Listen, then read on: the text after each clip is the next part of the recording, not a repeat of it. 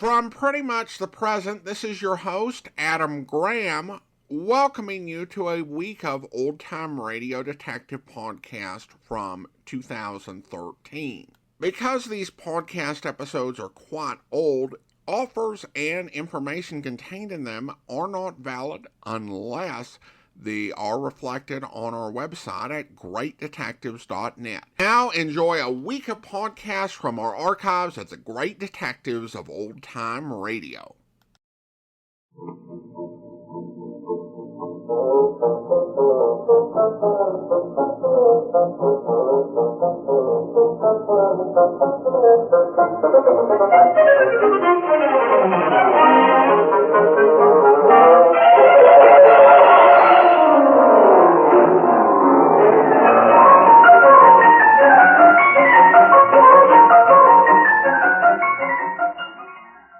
Welcome to the Great Detectives of Old Time Radio. From Boise, Idaho, this is your host, Adam Graham. If you have a comment, email it to me, box13 at greatdetectives.net. Follow us on Twitter at Radio Detectives and become one of our friends on Facebook, facebook.com/Radio Detectives. Before we do get started, I want to let you know this show is brought to you by the financial support of our listeners, and I especially want to thank Christine for her support. We'll send access to the premium site. As we do with all donations of $7 or more, you can support the show at support.greatdetectives.net. Also on the war, we're beginning our fourth week, and as we head up towards the anniversary of Pearl Harbor on Saturday, and you can follow the war at thewar.greatdetectives.net. Well, now it's time for today's episode of yours truly, Johnny Dollar, and this one is entitled The Matter of Reasonable Doubt, Parts 1 and 2. From Hollywood, it's time now for... Johnny Dollar. Ben Gartley, Johnny, Amercon Northern Trust. Oh, hiya, Ben. What do you hear from Wall Street? To save your money. What money? The money I'm going to pay you for this case. I've got a crazy one, Johnny. So naturally you thought of me. Nothing personal. Look, it's a trust setup. Cumulative endowment insurance rider. Big deal. Over $250,000, maybe $500,000. From whom to whom? From a Mrs. Ezra Gramley, widow, to her granddaughter, Susan. So? Mrs. Gramley owns the Flint Rock Ranch in Nevada. Never heard of it. Our representative out there is Jonas Parks. He's the president of the Flint Rock First National Bank. Never heard of it. It's a whistle stop about 20 miles from Las Vegas. That I've heard of. Parks started the deal rolling, and then he got cold feet, and now he's yelling for help. Thinks the old lady may be crazy. I mean, literally. And there does seem to be a reasonable doubt. Unless Parks himself is crazy. Well, that's also a possibility, Johnny.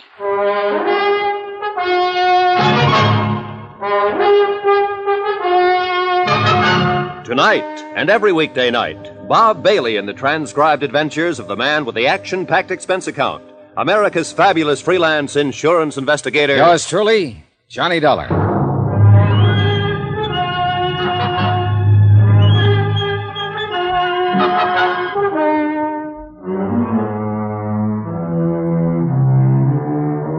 From Special Investigator Johnny Dollar to the Home Office, Amercon Northern Trust Company, Hartford, Connecticut. The following is an accounting of expenditures during my investigation of the matter of reasonable doubt. Item 1, $154.40, transportation and incidentals, Hartford to Las Vegas, Nevada, where I checked into a hotel and then phoned the local office of a national business and credit rating bureau that my client retained on a permanent consulting basis. I asked for a rundown on Jonas Parks and got it. An A1 set of references. Parks had been a resident of Nevada for 32 years and president of the Flint Rock Bank for 17. He was regarded locally as a cautious investor, a prudent financial advisor, scrupulously honest, and as sound as a dollar. A silver dollar. Crazy? Hardly. Item 2, $32.50. Deposit and first day's rental on a drive-it-yourself hired car. Mileage, Las Vegas to Flint Rock, 23.6. Itemized building appraisal, Flint Rock. 3 bar casinos, all needing paint.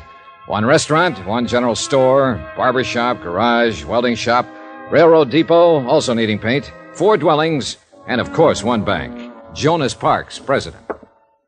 What can I do for you, young fellow? Well, my name is Dollar, Mr. Parks, Johnny Dollar. I'm a special investigator for Amercon, and I'm here in regard to the Gramley Trust case. Oh, yes. Well, I'm mighty glad to know you, Mr. Dollar. And I don't mind telling you I'm glad you got here. Oh? Here, pull up a chair. Okay, thanks. Sit down. It's been a real odd day. Funny-looking clouds hanging off there toward the river. Yeah, I noticed them driving out from town. Storm clouds, that's what they are. This time of year? Son, in this neck of the woods, it can happen any time of the year.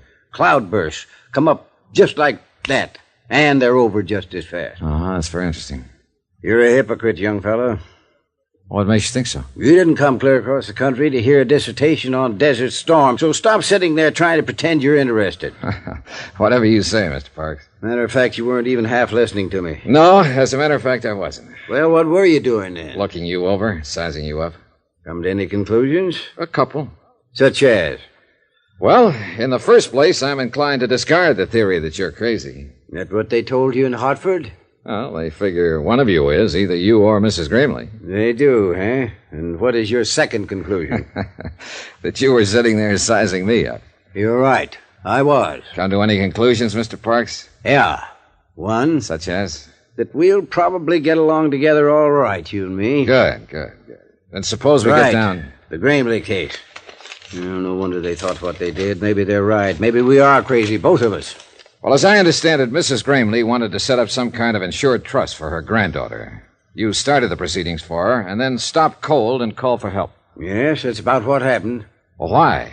Was she financially unable to carry out the deal? Of course she's able. I wouldn't need any outside help if that was the problem. She's been banking with me for mighty near 20 years. Then is she mentally incompetent? Sarah Gramley is as sane as... Well, at least I've always figured she was. But confound it, Mr. Dollar, there's something wrong out at that ranch. Oh, what do you mean? I don't know what I mean. Well, if you don't... I mean, it's mostly things you can't put your finger on. Little things that add up, finally. Add up to what? I don't know. It's just a feeling, kind of a... A hunch? Is that what you mean? Yes, if you want to put it that way. So I brought you clear out here from Hartford on a hunch. Go ahead, say it. Relax, Mr. Parks, relax. I've had hunches of my own. And sometimes a horse is one. But I don't even know why I think something is wrong. All right, what's the setup out there at the ranch? What's the background? Mrs. Gramley is a widow. Her husband died about 14 years ago, and she stayed on afterward and ran the ranch. Of course, her son Ed and his wife were there with her until 3 years ago and done most of the work. And they moved out 3 years ago? No, they were killed in an automobile accident. This girl, Susan, that Mrs. Gramley wanted to set up the trust for, is their daughter. She's going on 17 now. Then the two of them live there alone. No, there's another couple. Walter Gramley and his wife, Hilda. Walter's Mrs. Gramley's nephew. Sort of manages the ranch. Does a pretty good job of it, too. Mm-hmm. Then that's the whole family. Mrs. Gramley, her nephew Walter and his wife, and her granddaughter Susan. That's the family, for better or worse. Mr. Parks, do you even have any idea as to what might be wrong? Not the slightest. You're on your own, son. Well, how did this trust business start? How did it come about? Miss Gramley came into town one day about 2 months ago and sprung it on me out of a blue sky. First time she'd been in town, nearly a year. Did she say why she wanted to set up the trust? No. She said it was nobody's business but her own. She's changed a lot in the last year. She's not herself anymore. And the trust was intended in its entirety for her granddaughter Susan. That's right. Within the next 3 years, she wanted the whole estate transferred to the girl. Did Susan know about it? According to Mrs. Gramley, nobody knew about it, and she didn't want anybody to know. All right, then. You started the ball rolling, and then you stopped it. Her nephew, Walter, came in to see me last week. He knew something was up, and there was no use trying to lie to him. When I told him what she was doing, he said that she would never go through with it. So? Oh, I went out to the ranch to see her, laid all the cards on the table. I told her what Walter had said. Oh, what was her reaction? She said maybe he was right. Maybe she wouldn't go through with it. Then she started rambling, not even making sense, talking about the auto accident and her son's death. But before I left, she told me again that I should keep pushing the trust, get it set up. So you called for help? I called for help. Well, I guess I'd better go talk to the lady. That's not going to be so easy. Why not? Walter won't let a stranger on the place. You mean he's holding her captive? No, I think he believes she's losing her mind and he's trying to keep it quiet. Now, what do you believe, Mr. Parks? I don't know. Well, maybe we can find out. I hope so. Just one thing, though. Be careful. Of what? I don't know. Jonas Parks had one other suggestion, that I pretend to be a special investigator for the Cattlemen's Association. I agreed to try it. 4 miles from Flint Rock, the narrow ranch road left the plateau and began climbing up through the broken bluff country. 1.5 miles from the ranch house, I pulled out the choke, flooded the engine, and let the car cough to a stop, the old out-of-gas gimmick. And about 10 minutes later, I was wishing I'd thought of some other plan.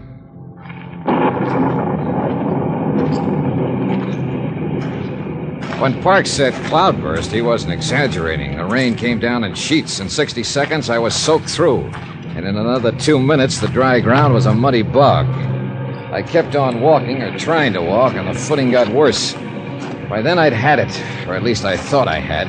I hit the mud, rolled into a pile of boulders, and pulled my gun. A man was riding slowly toward me on a horse, holding a rifle over his arm. I edged down between the rocks, took a sight on him, and waited. Whoa there. Whoa. He dismounted and walked toward me, carrying the rifle carelessly. Apparently, he thought he'd drop me. I let him get within 12 feet. All right, hold it. Drop that rifle. Get your hands up. I said drop it. What's the idea? Well, that's a good question. Only I'm the one to ask it. You're trespassing. We've been losing cattle. So I've heard. What do you mean you've heard? I'm an investigator for the Cattlemen's Association. Are you Walter Grimley? Yeah, that's right. What do you expect to find sneaking in here on foot this way? Not what I did find, at least. Look, I've got a car back there on the road. I ran out of gas. I understand the owner of the Flint Rock is a Mrs. Ezra Grimley. Yeah, she's my aunt. Well, I'd like to see her. I'm afraid that's impossible. Why? What's your name? Dollar? Johnny Dollar? Mr. Dollar, go back to your car and wait. I'll send some gasoline from the house. Huh? When you get it, turn that car around and get off the property. You're working for me, you know. I'm a member of the association. And you know as well as I do that you've got no more authority than any other private individual. So get out and stay out. And if I don't? Well, then you're a trespasser. And I won't miss twice. The next time I'll kill you. Is that clear? It was clear. Perfectly clear. And at this point, I wasn't ready to force the issue. So I conducted an orderly, strategic withdrawal, and short I went back to the car. The rain stopped before I reached it. And a few minutes later, a station wagon came lumbering down the road from the ranch and braked to a stop a few yards away. The girl who came toward me carrying a 5-gallon gasoline can was a living little doll, a daffodil, as perky and bright as a brand new penny. Hello there. Hi. I'm Susan Gramley, and you're Mr. Dollar, and you're out of gas, and I've got some for you. Well, here, that's pretty heavy. Let me take that. No, just stand back and avoid the splash. I'm an old hand at this. In fact, I'm a chronic empty tanker myself, and What's the matter? Out of gas, are you? Big deal, huh? That tank is almost full. Yeah, well, there's no use lying to you, I suppose. Nope, I'm too smart. I see. Another thing, you're not with the Cattlemen's Association, Mr. Dollar. I'm not? Nope. I think you're here to dig up the past because of what has happened and what might be going to happen. All of that, huh? Yep. And you know what? I think it's just fine and dandy. You do? You bet I do. I loved my dad. I loved him more than anything. They knew what he always did when he got mad. Sure they knew. I figured it out a long time ago. Like to tell me about it, Susan? You'll find out, Mr. Dollar. I think you're the kind of a man who smashes into things, right into the middle, and breaks them wide open. Be careful, though. Oh? Because you know something? You're smashing into a bomb.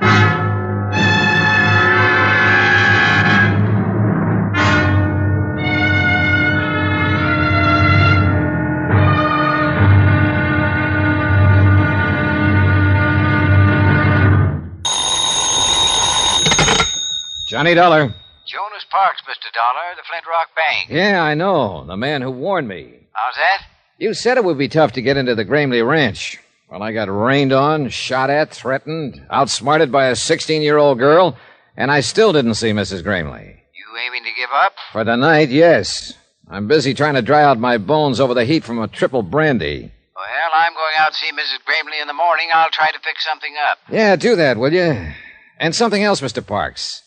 That auto accident 3 years ago when Susan's parents were killed. What about it, Mr. Dollar? You know what about it. The dead past is always with us. You go see Will Connors there in Las Vegas. He runs the Ford County Weekly Tribune. Tell him I sent you. And be careful. Once again, Mr. Parks, careful of what? I still don't know.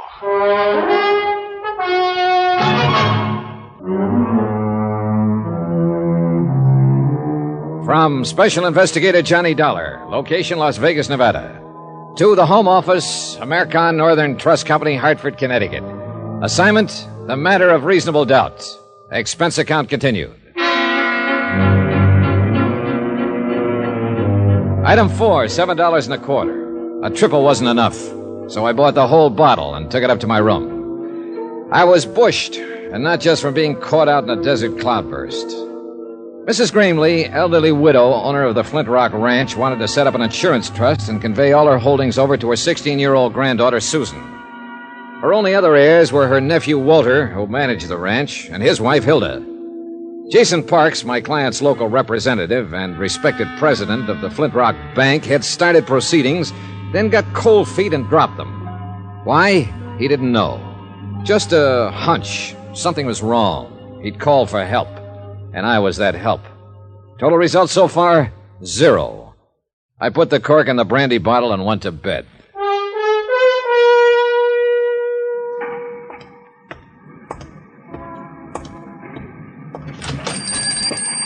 I'll be with you in a minute, young fellow. No hurry. The Weekly Tribune, like 1,000 other Weekly Tribunes across the country. Not competing with the big dailies, not even trying to. Printing the little things, homey things, and hanging on. One-man office, editor, publisher, reporter, proofreader, and at the moment, linotype operator.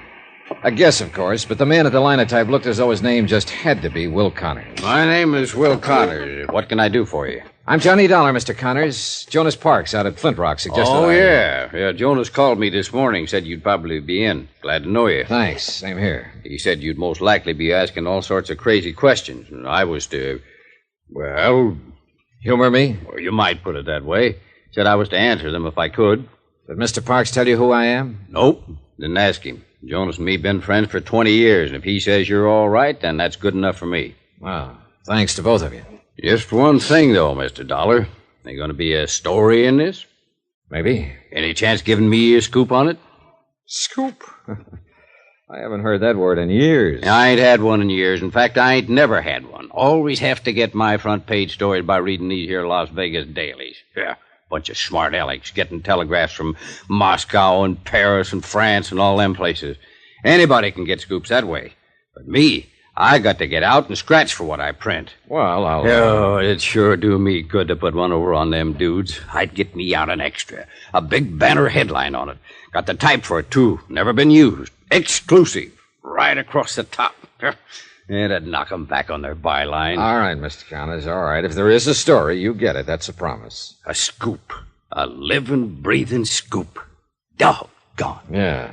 Now, about the questions. Yes, sir, young fella. What do you want to know? Anything you can tell me about Mrs. Gramley and the Flint Rock Ranch? Mrs. Gramley? Well, now, there is a woman for you, son. They don't make that kind these days. Noticed any change in her lately? Well, I wouldn't want this to go any farther. I understand. And I guess it depends on what you mean by lately. I ain't seen her but twice in the last year. They don't allow no visitors out there anymore. So I found out yesterday her nephew took a shot at me with a rifle. You don't say. My, they are getting clannish. Do you know of any reason for him acting that way? Yeah, there's something funny going on out that ranch. What, for instance? Couldn't say. But like I was telling you, I've only seen her twice, and she was different somehow. It was like she was, well, breaking up, sort of. Scared of something? Maybe. I don't know. Of a nephew by any chance? Walter? Well, I'd say he acts about as scared as she does, or as upset, at least. Maybe they're both scared of something. What about the granddaughter, Susan? Is she scared, too? Not that one. Oh, she's strange enough, all right. But the old Nick himself wouldn't scare her none. What do you mean she's strange enough? You met her, Mr. Dollar? For about 3 minutes yesterday afternoon. That's long enough. How'd she strike you?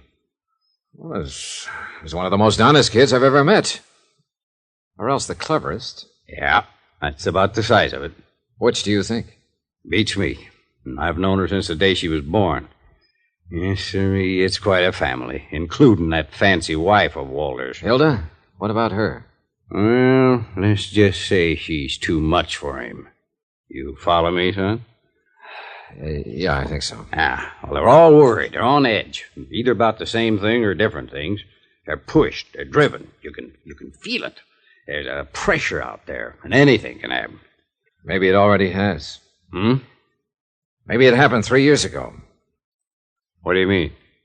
There was an auto accident 3 years ago, and Mrs. Greenleaf's son and his wife, Susan's parents, they were killed in it. Well, I've got the morgue files here. I wrote it up pretty complete when it happened. Yeah, I'll want to look through those files later. But right now you want the story behind the story. If there is one. Well, if there is, I don't know it. I think you would, if anybody would, being a newsman. As far as I know, it was just an accident. Well, how'd it happen? Well, it was on the road to the ranch, up there where it winds through the bluffs. It was raining, pitch black. There'd been an argument back at the house. Well, they had a lot of arguments, I guess. But anyway, Hilda got mad and left, and took her car and headed for town. And a while afterward, Ed had all he could take, and he run out too and jumped in his car. Susan tells me that was a habit of her father's whenever he lost his temper in an argument. Yeah, he'd always get in his car and drive like a demon till he got over it. She also made a kind of a strange remark. She said they knew about it. What do you mean by that? I guess you'll have to ask Susan what she meant. All right. So Ed jumped in his car that night. Yeah, and Mary went with him, trying to calm him down, I guess. So he come around that curve. He must have been doing 60, skidding, half out of control. And there was Hilda's car parked on the curve right square in his headlights. Just smashed right into it at full speed. Both cars rolled over the bank, caught fire, and burned up. Him and Mary were dead before the car stopped. How did Hilda get out of it? She wasn't there. She had a flat, left her car parked, and started back on foot. I see. She was lucky, that's all. She sure was, Mr. Connors. Real lucky. I took a back file of the Tribune into the outer office and went over the news stories on the deaths of Ed Greenlee and his wife. I found nothing that Will Connors hadn't already told me. Shocking loss, fine people, sudden accident. I kept hanging up on that word, accident. I kept wanting to put a question mark after it. I was so absorbed I didn't even notice her come in until she spoke to me. Hello, Mr. Dollar. Well, are you following me, Susan? Nope. Got some copy for Mr. Connors. I write articles for him sometimes. You know, clever kid and all that sort of... I see you took me seriously. How do you figure? You didn't close that paper fast enough. Now, why would an investigator from the Cattlemen's Association be interested in an auto accident 3 years back? Suppose you tell me. Because you're not an investigator for the Cattlemen's Association. Who are you, Mr. Dollar? I've got half a notion to level with you, Susan. Then I'll go the other half by leveling with you. Aunt Hilda called the association office in Reno this morning. They said they never heard of you. Imagine that.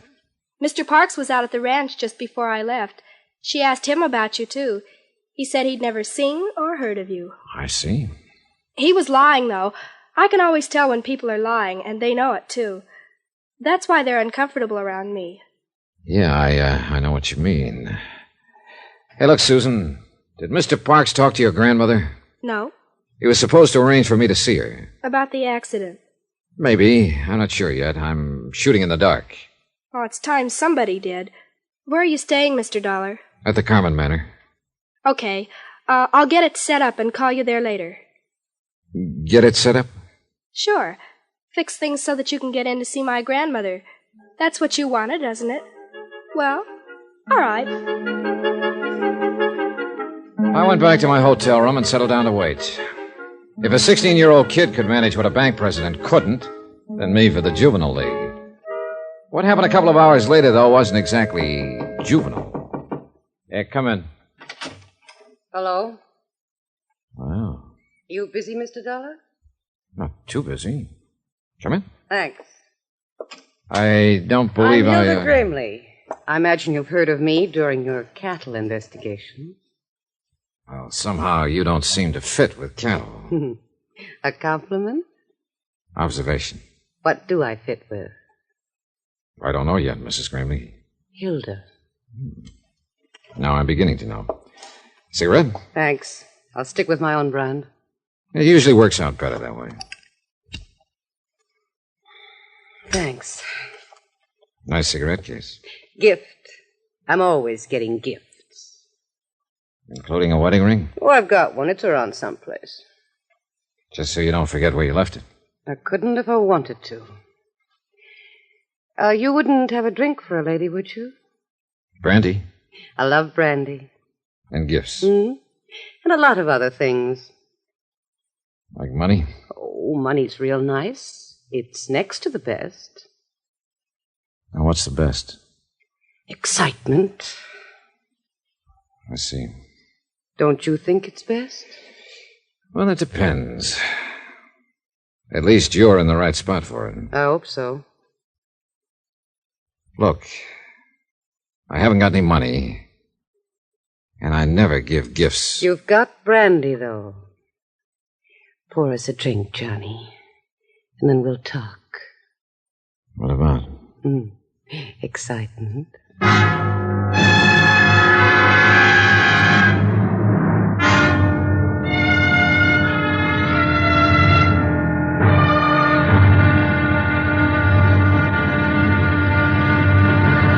Now, here's our star to tell you about tomorrow's intriguing episode of this week's story. Tomorrow, a worried old lady shows her mettle, a gambler shows his hand, and the game gets tense, tight, and a little bit frightening. Join us, won't you? Yours truly, Johnny Dollar. Yours truly, Johnny Dollar, starring Bob Bailey, is transcribed in Hollywood. Written by Les Crutchfield, it is produced and directed by Jack Johnstone. Be sure to join us tomorrow night, same time and station, for the next exciting episode of Yours truly, Johnny Dollar. Roy Rowan speaking.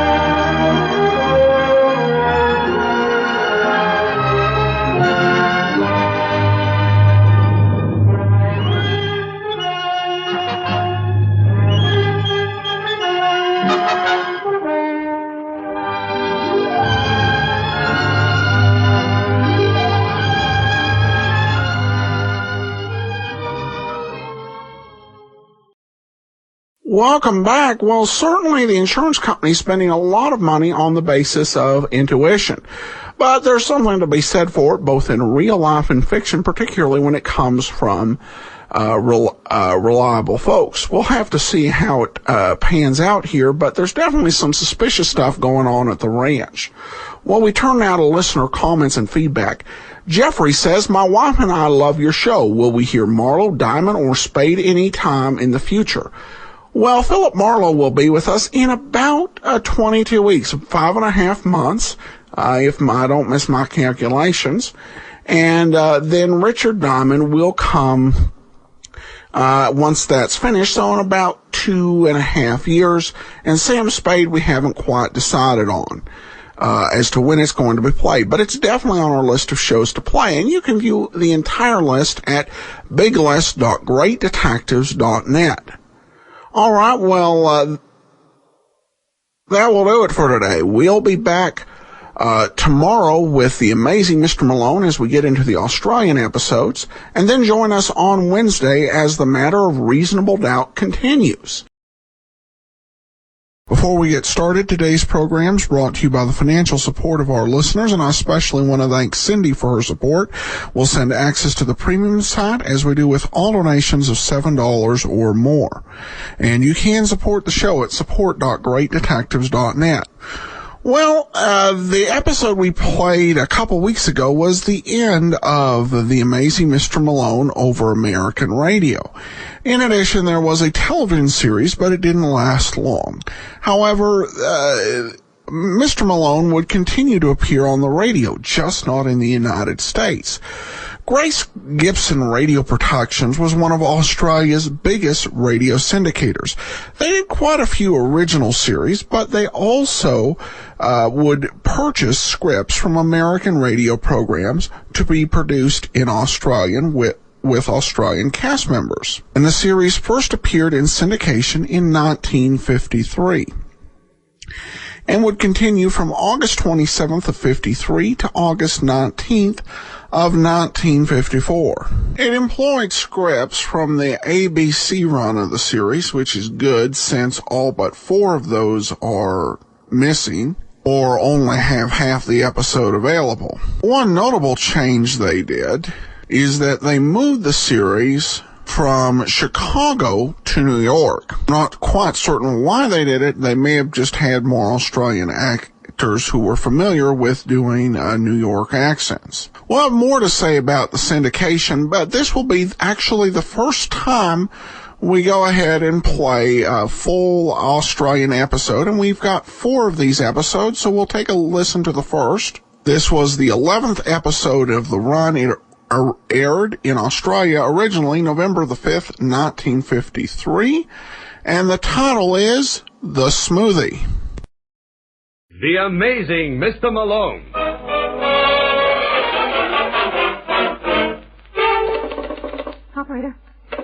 Operator, get me the office of John J. Malone. We now present The Amazing Mr. Malone, an exciting half hour of mystery and suspense, starring John Saul as the lawyer, whose practice before every type of bar has become a legend.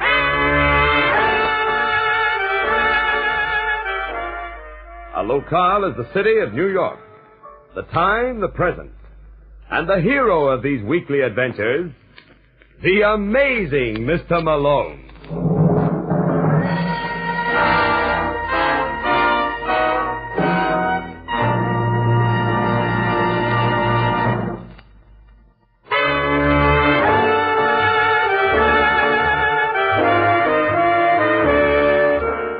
Malone's the name, John J. Malone, attorney and counselor at law. Among my collection of tried and true cliches is the oldie, nothing ventured, nothing gained. Peter Quinn had heard that one all his life, but being a timid little fella, he took a long time to act on it. But when he did, he ventured in a big way, only he didn't gain. He lost everything. But it was not the axiom that was at fault.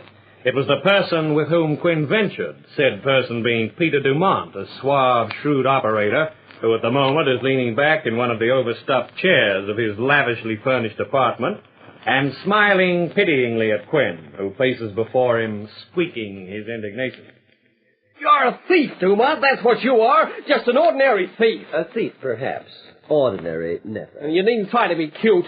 You sold me $15,000 worth of worthless stock. What are you going to do about it? Nothing. I want my money. It's in much better hands now, Quinn, believe me. See that Renoir? It's beautiful. Now, you would never have shown such taste. Don't change the subject. I'm not. You swindled me. Don't try to deny it. You led me to believe that oil well would bring a big return. People so easily led deserve to be. It was outright thievery. You're repeating yourself.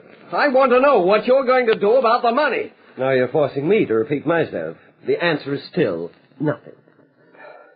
Then I'll see you in court. With no proof?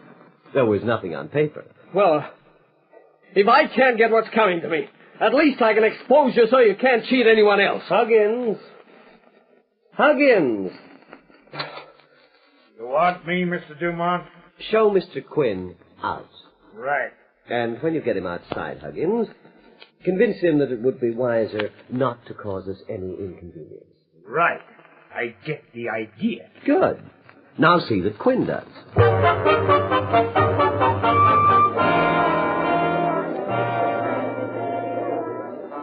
Good evening, Monsieur Dumont. Mademoiselle? Good evening, Pierre. Right this way. The other gentleman is already seated at your table. Other gentleman? What other gentleman? I do not know, a gentleman. I thought he was in your party. Nobody's in our party. We're dining alone. Strange. The gentleman asked to be seated at your table. I'm very sorry, Monsieur Dumont. I thought... It's all right, Pierre. We'll see who it is. Sorry. I knew we were dining here. Did you tell anyone of this? No. No. We just have to... Oh, what's the matter? Stoner. Dumont, how's the boy? Hello, Stoner. Come on, sit down. Take a load off your feet. Hello, miss. My name's Harvey Stoner. And you're Alyssa Granville, right? How did you know my name? It's my business to know things. I see Dumont hasn't changed. Still interested only in beautiful things. How long have you been in town, Stoner? Just got in. As soon as I heard you were in New York, I hopped a plane and came right over. And what do you want? What do I want? What a question. You want to talk business? Here? Now? No. All right, we won't. Now sit down. Let's have dinner. I've already ordered the cocktails. Well, come on, or I'm going to begin to get the idea you aren't glad to see me. And you know me, friend. You wouldn't want me to be getting ideas like that, would you?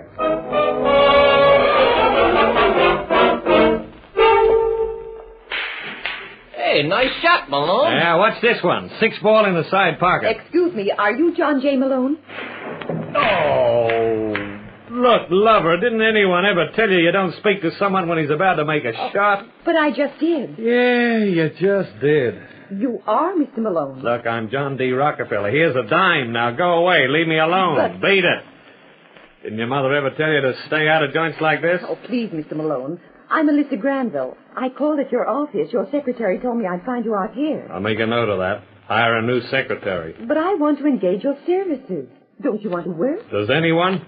Well, it may be a matter of life and death. It usually is. All right, let's go over and sit down. Be back in a minute, Charlie. Okay. All right, baby. Whose life and whose death? Oh, Peter's life. Peter's death. Who's Peter? My fiancé, Peter Dumont. Go on. Well, Mr. Stoner has been bothering Peter. I think he's a gangster. Does Peter say Stoner's a gangster? He won't say anything about him. But I can see he's worried. Well, what do you want me to do? Well, isn't there some way you can make Mr. Stoner leave Peter alone? Stop bothering him? A court order or something? Depends on how he's bothering him. Has he threatened Peter? I don't know. Great. But he upsets Peter. How? Well, I don't know. He just does. This would sound dandy in court. I'm afraid I can't help you, Miss Granville. But if... By the way, does Peter know you've come to me? Of course not. I begged him to do something about it, but he won't. He has a bodyguard. He says that's all he needs. A bodyguard? Yes. A man named Huggins. A horrible person. Peter sounds charming. He is. No doubt. Well, look, if he wants protection, he'll ask for it. The best thing for you to do is mind your own business. Peter is my business. We're going to be married. I meant that if you'd only have a talk with Mr. Stoner, find out what he really wants. Look, Miss Granville. Oh, call me Alyssa. Alyssa. Unless I'm very much mistaken, Peter's not going to like your butting in. Oh, don't worry. If you'll just do what I ask, I can handle Peter. Yeah, I'll bet you can at that.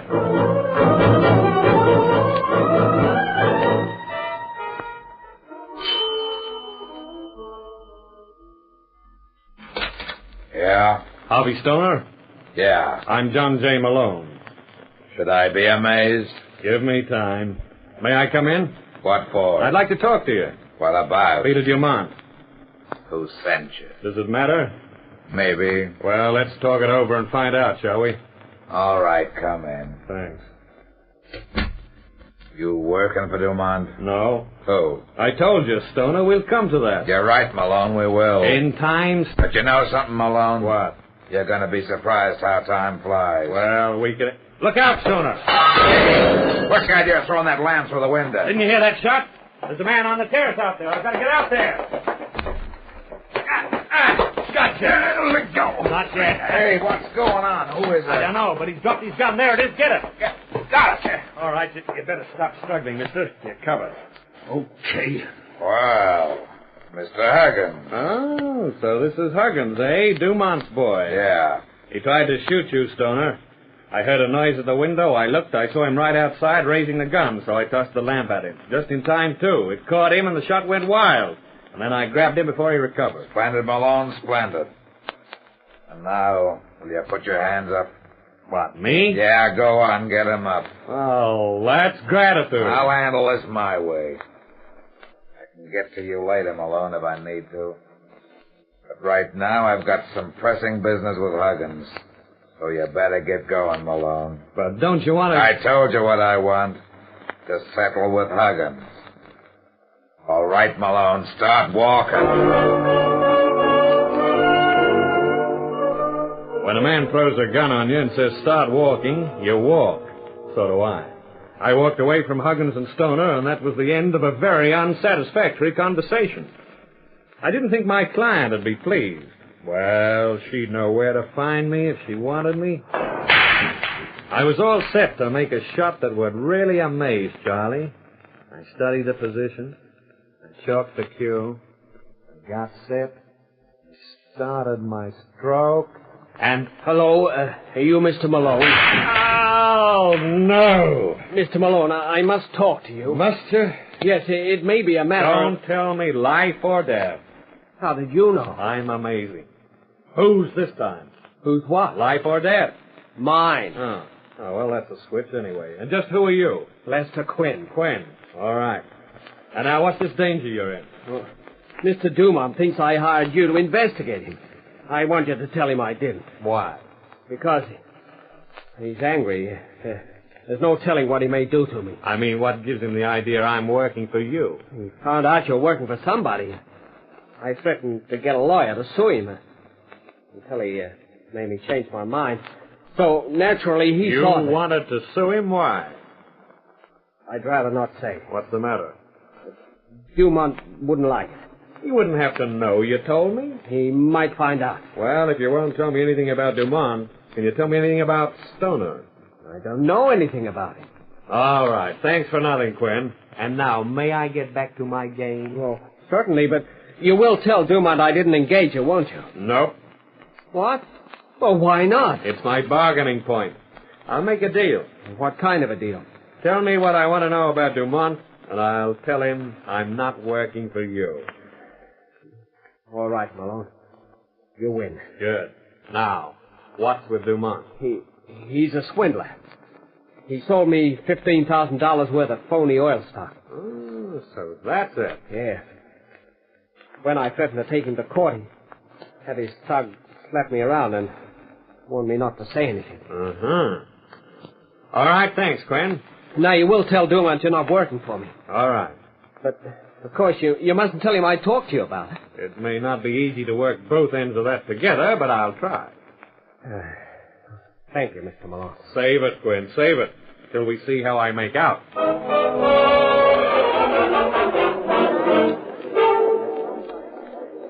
Hello, Pierre. Is the other gentleman here again? Oui, Monsieur Dumont. Well, that's all right this time. I'm expecting it today. Oh, good. Right over here. Thank you, Pierre. Hello, Stoner. How's the boy? Sit down. I can tell you I wanted to have lunch with you. Yes? How is he? Feeling better. That's good. Guess I was a little rough on him. But you know something, Dumont? I take it personal when somebody tries to throw a slug at me. Of course, he was acting under orders. Conversational dexterity never was your strong suit, Stoner. Well, let's dispense with innuendos and come right down to the point. Just why did you ask me to have lunch with you today? What do you want with me? Look, Pally, I followed you all the way from L.A. on account of I like us as a team. I can handle the rough stuff. You're good with the smooth line when we've got some rich babe we want to knock over. We're a natural. That doesn't answer my question. Sure it does. This is one partnership I don't like to see dissolved.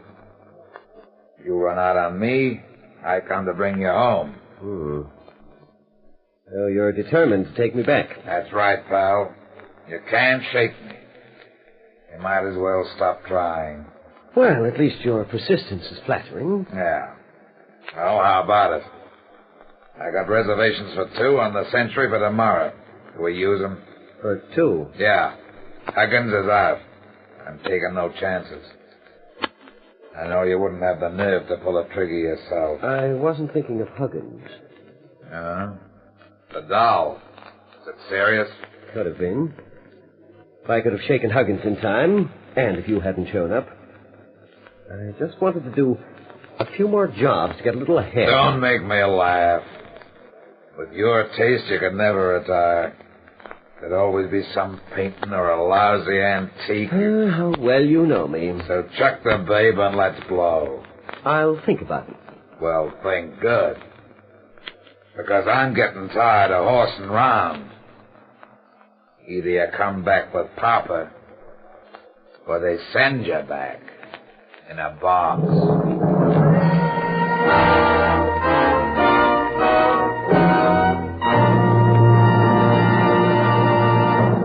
Before returning to the amazing Mr. Malone, a few words from your announcer. And now, back to the amazing Mr. Malone.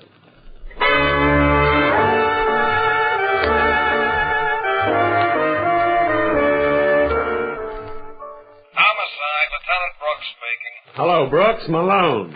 Look, I want you to check for me on 3 guys. They call themselves Peter Dumont, Huggins, and Harvey Stoner. They could be aliases, of course, but I'll give you descriptions. Maybe you got something on them. Okay, Malone. And check with Bunko, will you? I think one of them is a shakedown artist. Oh, don't tell me he took you. Sorry to disappoint you. Well, I can dream, can I? Not until you get the dope for me. I want to get this thing cleared up. Now, look, here's what I got so far, Brooks.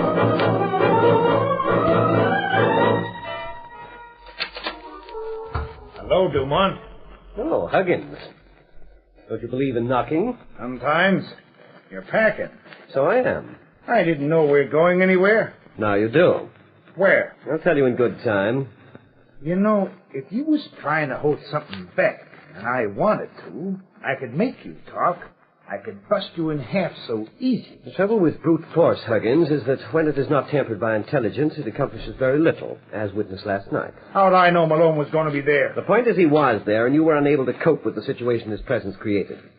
You're not very bright, Huggins. I wouldn't advise you to cross me. Look, if you want to... Now, there's the doorbell. Answer it. Okay. It's probably Miss Granville. Show her into the study. I'll be with her in a minute.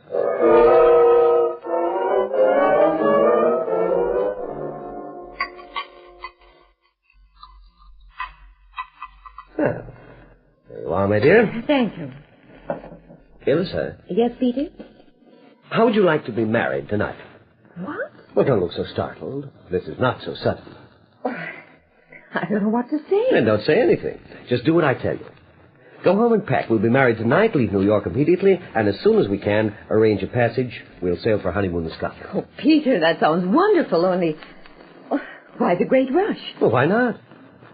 Is it because of that person? What person? Mr. Stoner. What gave you that idea? The way you acted and the way he did. Surely, my dear, I don't arrange matters like a wedding to suit Stoner. Well, you don't have to worry about him anyway. I'm delighted to hear it. And just what gave you the idea I am worried about him? I can tell.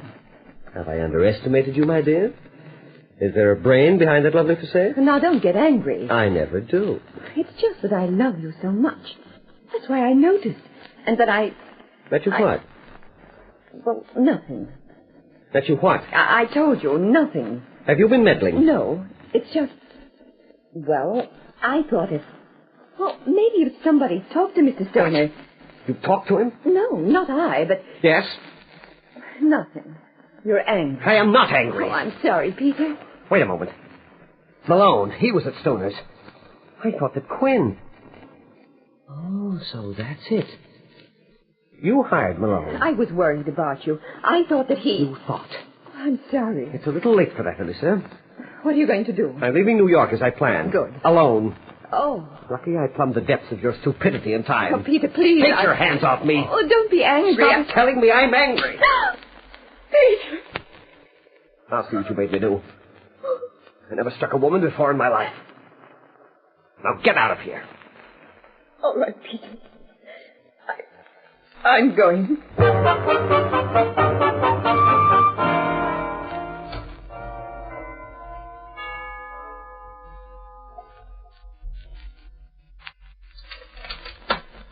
Hello, Alyssa. Mr. Malone, come in. Thanks. Yes, maybe I'm a little late. Late for what? For telling you what I found out. From the look of your eyes, you found out for yourself, huh? I found out Peter doesn't love me. He's going away. Without me. Going away when? Tonight. Well, I have to see him first. I promised somebody. May I use your phone? Go right ahead. What's his number? There on the pad. On the pad. Oh, yes, thanks. How come you found out about him? I told him I'd talk to you. He was furious. Yeah, I can see how he would be.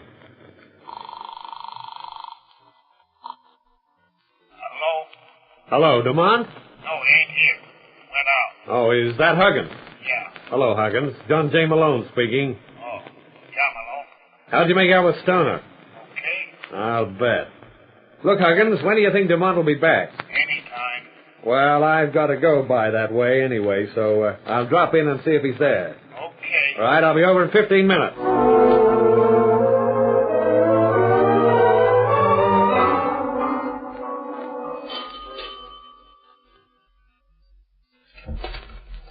Hello, Huggins. Well, I see Stoner left his trademark on your face, huh? Or was it a door in the dark? You want to see Dumont? Just came in. He's in the study. Oh, well, thanks, Huggins. First door down that way. Thanks.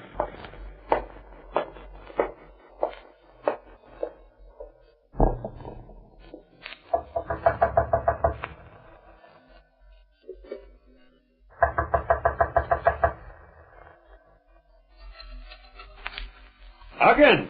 Yeah? He doesn't answer and the door's locked. That's funny. Wonder what's the idea?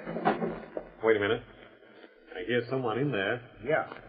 Come on, open up. Like he's opening the window. You have a key to this door? No. Well, maybe we can break it in. Come on. Okay. No good. Come on, once more. Okay. There we are. Yeah. And there's Dumont. Where? On the floor by the desk. No wonder he didn't answer the door. How could he, with a bullet in his head?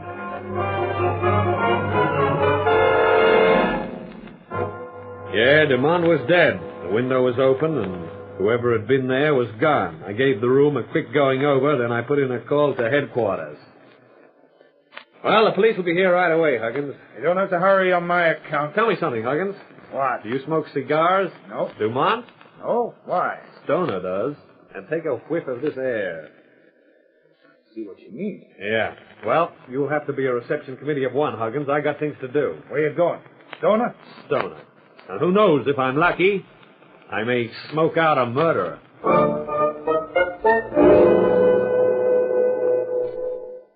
Look, Malone, what's the idea? I don't like you barging in here. I'll barge out in a minute. Would you care to come along? Where? Dumont's. The police might be interested in talking to you. Police? Yeah, they're over there. If they want me, they can come here. Is that an invitation? They may take you up on it. You're in the wrong alley, Malone. I didn't kill Dumont. You didn't? No. And how'd you know he'd been killed? Huh?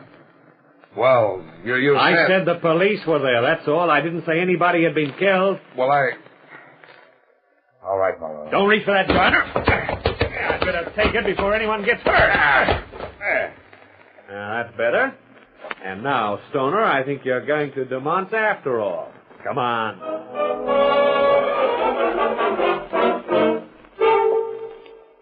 Hiya, Lieutenant. I brought you a present. Lieutenant Brooks, meet Harvey Stoner. Charmed. Well, Lieutenant, I see you boys work fast. Here's the girl, too. Hello, Alyssa. Mr. Malone, I didn't kill Peter. Tell them I didn't. All right, honey. Brooks, she didn't do it. Thanks. Now, what's with this character? Stoner? Oh, I thought you might like to talk to him. He was at the scene of the murder. Yeah? When? When I got here. And when was that? Just before I put in the call to you. Just before, huh? We got that call at 3:45. You're doing great, Malone. Why, what's the matter? The M.A. says Dumont was killed sometime around 3. Well, Malone, I guess that lets me out. Not so fast, Stoner. You could have forgotten something and come back for it. Prove it. Maybe he won't have to.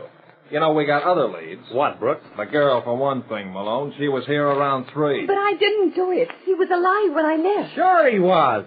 Ah, there's something wrong about your time sequence, Brooks. Yeah? Yeah. Huggins. You want me, Malone? Yeah. Look, when I got here before, you told me Dumont had just come in, so he must have been alive then. And that was nearly 3:45. I was in the back of the apartment. I heard somebody come in. Naturally, I figured it was Dumont. But I guess it was Stoner. Yeah. Satisfied, Malone? All right, so Dumont was dead since 3. Hey, now what? There's one little man we've all been overlooking. Who's that? Just a hunch, but it's worth checking. Where's the phone? The only phone is in the study. I'll see if the boys are through in there. All right. No, wait a minute. Well, make up your mind, Malone. Seems I'm wrong again. You know something, Malone, that could get to be chronic. Well, I think I found the cure.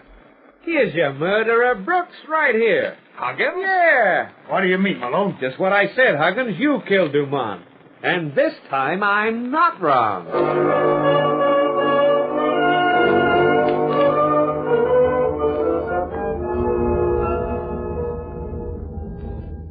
Well, Huggins talked, and what do you know? What, Brooks? He admitted the whole thing.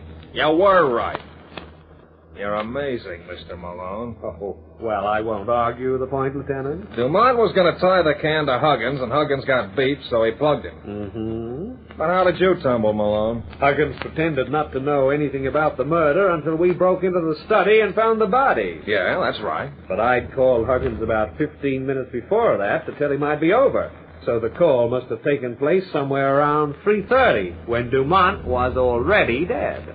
Right. Well, when you told me the only phone in the apartment was in the study, I saw that Huggins was our boy.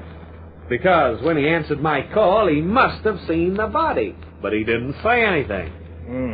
Uh-huh. The body was in the study, and the phone was in the study. Yeah.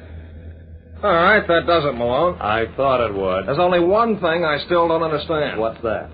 How'd you get mixed up in this case in the first place? Now, listen, ask me to. And you saw what a beauty she was. But she was engaged to another man at the time. Yeah, so she was. But I could see she was the sort of woman men die for. I just took a chance he would. Good night, Lieutenant.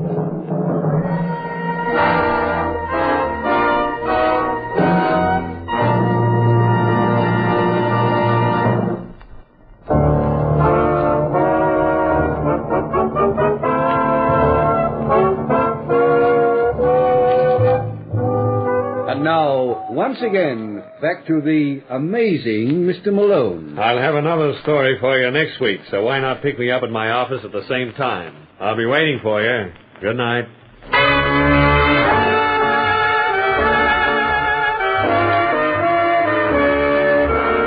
The Amazing Mr. Malone is a Grace Gibson production starring John Saul as John J. Malone and directed by Lawrence H. Cecil.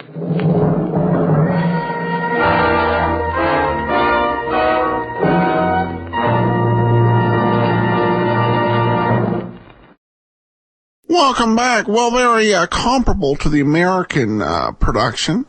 The one thing I didn't hear in the episode, and perhaps the biggest difference with the NBC run, was the chemistry between the actor John Saul and Hart McGuire in the roles of Malone and Brooks versus the previous run that we just heard.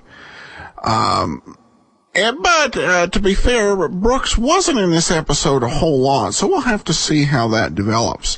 It's interesting to note, we had a listener send in a question a while back asking if anyone went to Australia on Carter Brown to play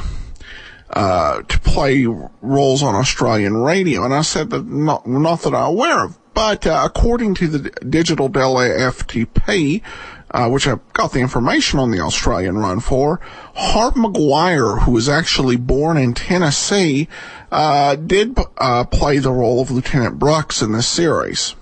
All right, well, that will do it for today. Join us back here tomorrow as we continue on with Matter of Reasonable Doubt.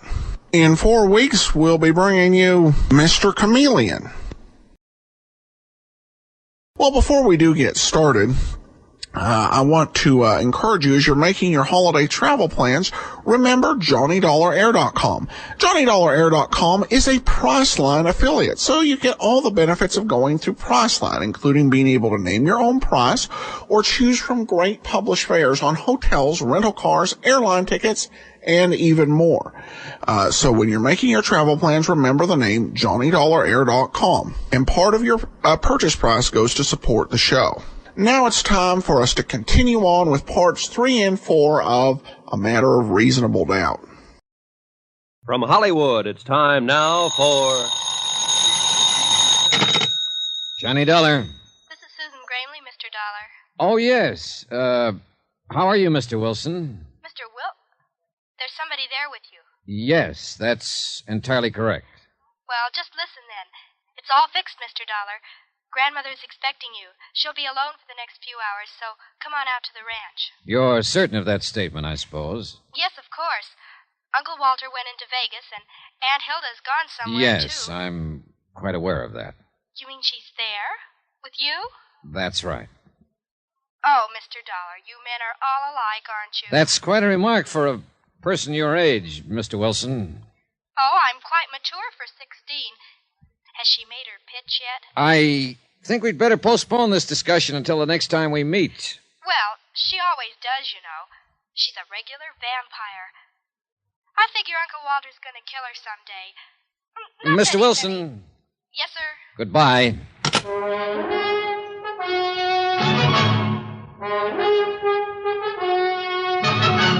Tonight and every weekday night, Bob Bailey in the transcribed adventures of the man with the action-packed expense account, America's fabulous freelance insurance investigator. Yours truly, Johnny Dollar.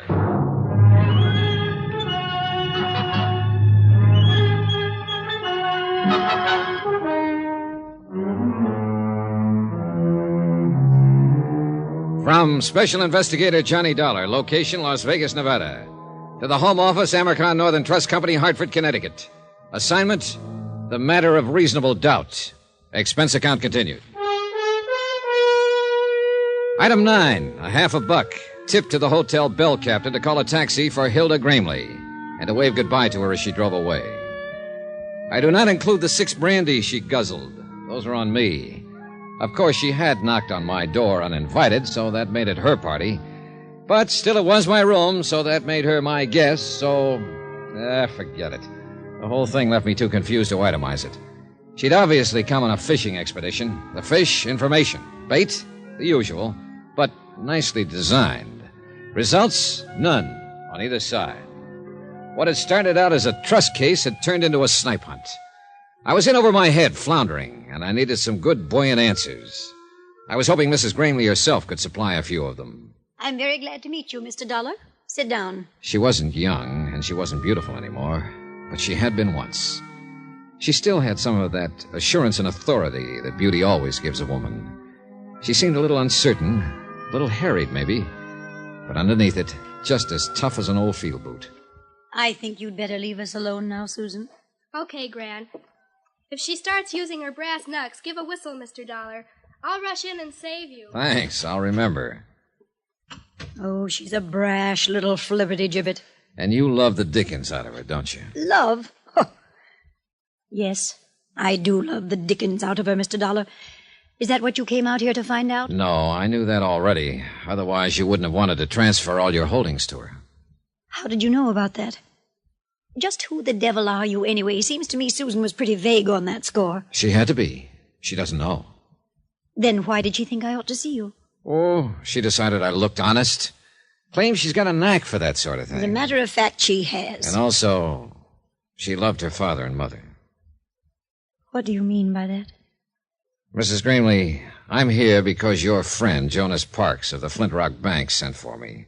What? I'm a special investigator for the Amacron Northern Trust Company of Hartford, Connecticut. Why, Jonas didn't say anything to me. He hasn't had a chance. He intended to when he was here this afternoon, but you were too ill to see him. Ill? I didn't even know he was here. Your nephew and his wife did. He talked to them. Tell me, Mr. Dollar, just why did Jonas send for you? Because he thought you might be losing your mind. Oh, he did he? Huh. Are you? Well, if you thought so, you wouldn't have said it so bluntly. Right. I don't think so. Well, what made Jonas think it? You asked him to set up an insurance trust for the benefit of your granddaughter, Susan. Apparently, the intent was to convey your entire estate to her over a period of 2 to 3 years. What's so crazy about that? Nothing at all, so far as that part of it was concerned. But it didn't stop there. After he got the proceedings started, you turned skittish on him, started to flutter. Well, Jonas is a fool. He is not a fool, and you know it. He's been your friend for 20 years.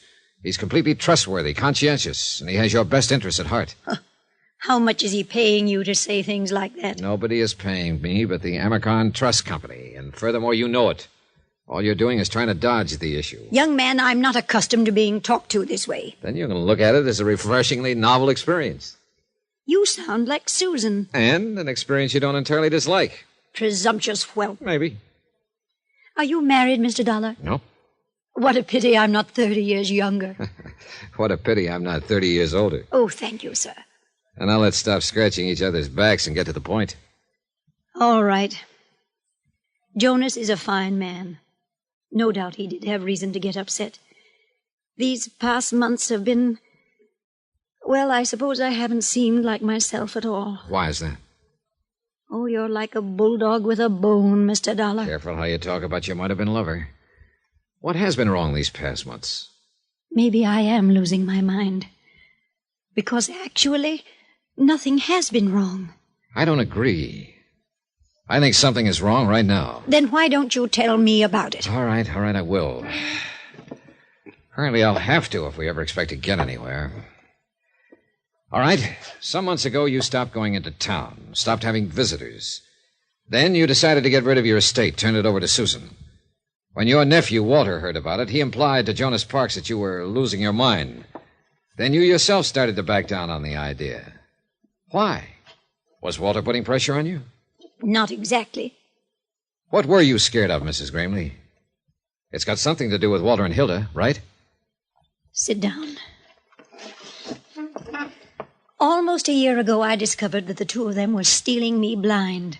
Tampering with the ranch accounts, forging signatures, all sorts of ways. Why didn't you take it to Jonas or to the police? Because I didn't believe it at first. By the time I was absolutely sure, they'd cut the ground out from under me. So you tried to convey the property to Susan secretly? Yes, until Walter learned what I was doing. Who's the push in that pair? Who's got the brains? Why, she has. Walter doesn't even have the gumption to get in out of the rain on his own. Uh-huh. Then she must have been the one who planned the auto accident. And he went along with it, of course. What auto accident? 3 years ago, when your son and his wife were killed on the road to... Oh, I'm sorry, Mrs. Gramley. I supposed you'd already guessed it. Guessed? What? That it was probably murder. An old lady, tired and lost, seeing herself surrounded by enemies, living in fear. But she at least knew one thing, that she wasn't alone now, that somebody else believed her and was on her side. Don't worry about her, Mr. Dollar. She'll be all right. Well, she had quite a shock, Susan. She had to know sometime. Oh, it's not a matter of know exactly. It's only suspicion. All right, you go to your church and I'll go to mine. But I know Walter and Hilda murdered my parents. And I think you know it, too. Well, call it a real strong suspicion, then. So what are you going to do about it? What do you suggest I do about it? Advise my elders? I'm only a helpless young female. You're about as helpless as a mongoose with a cobra. Flattery? No, just a statement of fact. Say, look, what do you think they've been doing with the money they've cheated your grandmother out of? Oh, that's easy. Uncle Walter gambles. And gambles and gambles. And loses and loses? Uh-huh. He's not real bright, you know. Why does he do this? Different joints in Vegas? Oh, just one, mostly. A club called the Lead Balloon, and the name figures. Any special reason he hits that particular club? I think it's the only one that'll take his IOUs. The owner came out here to collect a couple of times. Happen to know his name? Sure, I got big ears. His name is Deuce McCoy. Deuce McCoy, the lead balloon. And the rest of the dough? Hilda. She's what's known as a luxury dame, Mr. Dollar. Yeah, so I gathered. I'll bet you gathered. Oh, relax, will you? I'll send you out of the room. Yes, sir. Does she run around with other men? Oh, Mr. Dollar. All right, then. Do you happen to know any of them? Nope. I've managed not to, but it hasn't been easy. One or two, or does she play the field? I wouldn't know, but she's always getting gifts from somebody. Oh, she's a real cool operator. But of course, you know that, since you've been one of her victims. How would you like to get spanked? I don't know. I've never been. But I can quote you all kinds of psychology about it. Take, for instance... Never mind. Good night.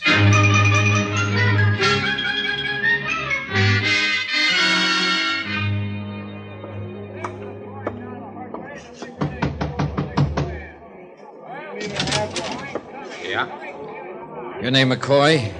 Deuce McCoy? Yeah, that's right. Johnny Dollar. I'd like to talk to you about a mutual acquaintance. What mutual acquaintance? Walter Grimley. He's across the room there at the moment, bucking one of your crap tables. Come on in, Dollar. Thanks. All right. Now, what about Gramley? How much is he into you? Nobody gets into me. You've been taking his IOUs, haven't you? He buys them off. Holding any now? Look, what's the pitch? Huh? What racket are you in? Insurance. What's that got to do with Gramley? I don't think he's a very good risk. Mm-hmm. Meaning? He's probably going to be doing time for embezzlement before long. So why are you telling me about this? Well, I thought you might be interested, since you've been taking his IOUs. Oh, you're big-hearted, is that it? You're just being neighborly? You might put it that way. Yeah, and I might not. Now, what is your angle? Is Gramley a personal friend of yours? No more than any other sucker out there at the table. Then you wouldn't know where he gets the money he loses. Well, that I never ask. And I don't suppose you'd know his wife. Oh, he's married, is he? Her name is Hilda.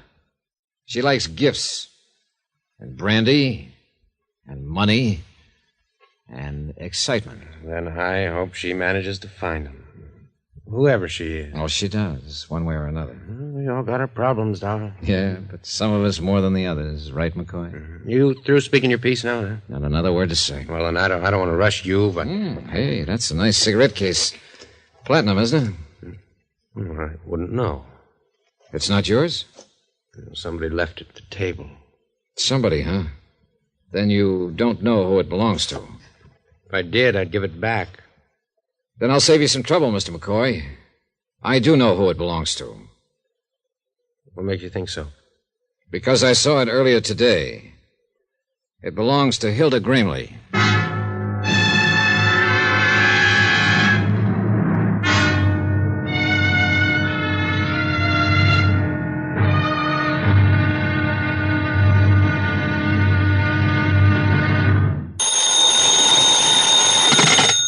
Johnny Dollar. You're there. Sure, I'm here. What? I mean, at your hotel. Is this Susan? That's right. Why aren't you out there, Mr. Dollar? Out where? On the old boulder cutoff. If I'm supposed to meet you there in 15 minutes, you're going to have Wait a minute. What the devil is this all about? Where'd you get any idea I was supposed to meet you? From your friend. What? Sure, he phoned here a few minutes ago. He said I should slip away from the ranch, take the station wagon, and meet you over on the old road right away. I just phoned your hotel on the off chance that... I don't imagine he gave his name. No, and I didn't recognize the voice. Susan, listen. Get away from there right away. Don't go near that road. Come straight here to my hotel. Do you understand? Yes, but why? What's it all about? Never mind. Just get here and get here fast while you're still alive.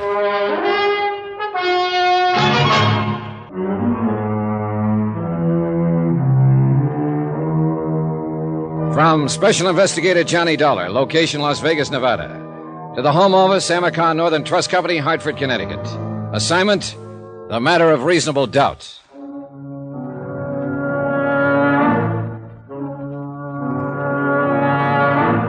It was only 9:30 p.m., less than 2 hours since I'd thrown my rock into the pool to stir up the fish. I'd expected results, sure, but not this fast, and not this deadly. I'd picked a gambling casino owner named Deuce McCoy as my broadcaster, and I'd let him know who I was, why I was here, and what I was going to do. Apparently, the news had gone out fast. But I couldn't figure this move. Even with young Susan out of the way, they still couldn't get their hands on her grandmother's estate. It didn't make sense. At least, not right then. One thing, though, that I was sure of. If Susan Gramley had driven out that deserted road alone, she'd have never come back. Not alive. Who is it?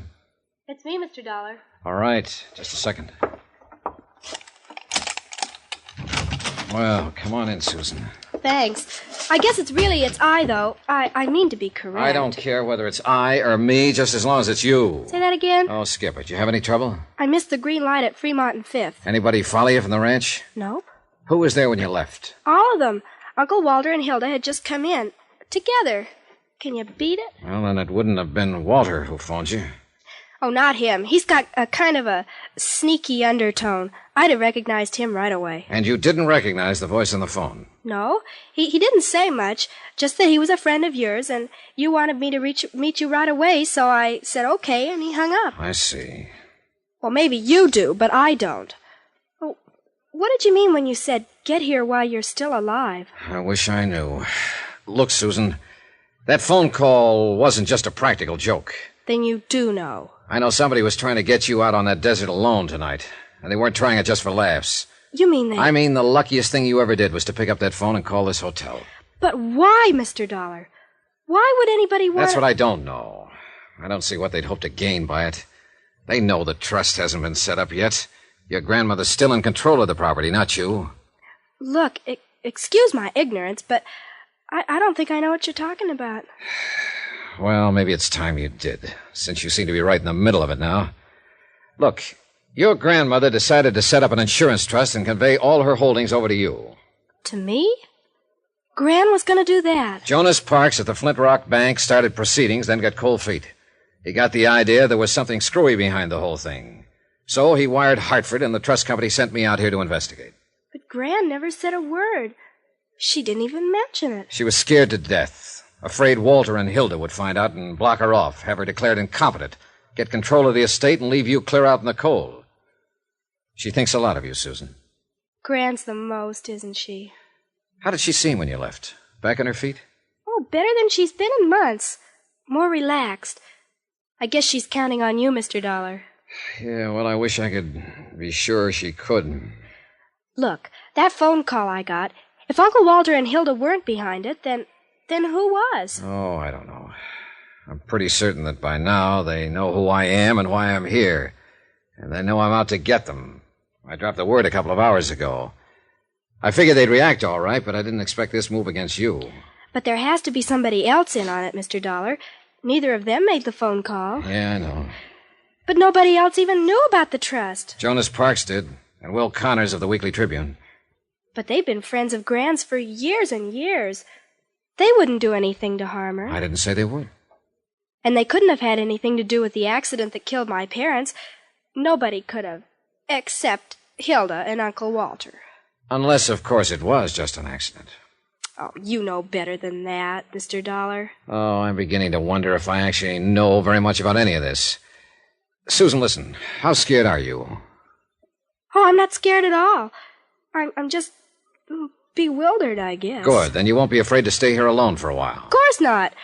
Sounds kind of grown up, in fact. Yeah, well, all right then. Don't leave the room. Keep the door locked and don't let anybody in. If someone should try, call the manager and have him call the police. Don't answer the phone unless it rings twice. That'll be me. Got it? Got it. Good. Hey, there are a couple of magazines there on the nightstand. Can I ask you what you're going to do, Mr. Dollar? Sure, you can ask. See you later, Susan. Stinker.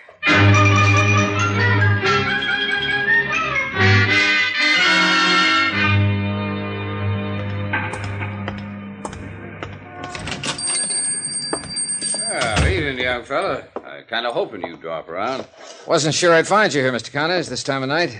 Oh, the paper comes out tomorrow, Mr. Dollar. Oh, sorry, I didn't know. I always stay around late the night before press day, just in case a big story breaks. Sure. Got to be here, you know, to break down the front page and remake the galley and all. Them's technical terms, of course. Oh, I see.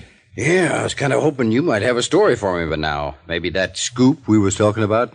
Nope, not yet. Well, I can hold the press until 9:30 a.m. in the morning, but that's the last doggone final 0 hour. And a minute later, come calamity, cataclysm, or high water, the Tribune has got to roll. Yeah, sure. Well, maybe you'll have your scoop before 9:30, Mr. Connors. You mean you're working on a clue? Check. Hot dog. Yep, you said it. You getting close to the denouement? To the what? Denouement. Yeah, that's a technical word. That's when the detective always pounces. Oh, yeah. Well, I'm not about to pounce at the moment, Mr. Connors. Yeah, well, keep your voice down, son. Why? There's nobody else here. You never know on this kind of a case. Well, let's take a chance. All right. I'm game if you are. Good. I've got a couple of questions I'd like to ask you. Shoot, son. You know anything about a gambler named Deuce McCoy? Owns the Lead Balloon Casino over across town? Well, I know who he is, all right. He don't own it, though. He just runs it for a syndicate. Works on a salary, you mean? Salary and percentage, I reckon. He ain't getting rich on it, though. Not the way he lets it get away from him. On what? Just 2 words, son. Women. Hilda Gramley wouldn't be one of them, would she? Well, it's a new one on me if she is. Of course, you live and learn. Yeah, you sure do. Yeah, and be right cozy if something like that was going on. Her husband spends half his time in McCoy's place. Yeah, I know. You figure Deuce McCoy's tied in on this Gramley thing? I don't know. You want to do me a favor, Mr. Connors? Well, just sing it out, young fella, with this scoop. Well, listen, young Susan Gramley is in my room over at the hotel. You don't say so. Well, but Never mind, it's a long story. I hate to have her there alone. So how about going over and babysitting for a while? Sure, I'd be glad to. All right, I'll phone her first so she won't lay you out with an ashtray.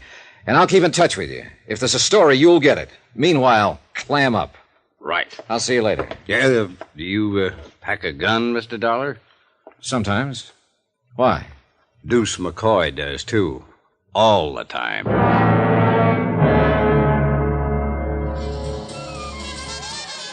The evening was just starting in the Lead Balloon, with 2 crab tables already in action, 2 more standing by, and a roulette wheel warming up. No one paid any attention when I walked back through the casino to the office. I waited what I considered a reasonable length of time, then tried the knob. The door was unlocked. Go on, Buster. Beat it. The girl was alone in the office, sprawled back on the sofa, a drink in her hand. And it was pretty obvious it wasn't her first one, nor her second or third. She'd have been a real knockout, sober. What's the matter? Don't you understand English? I said get out. Where's McCoy? What's it to you? Feeling no pain, huh? Oh, cut it, Buster. Must have been a pretty big pain, though, earlier, if it's taken this much to kill it. Go on and get out of here.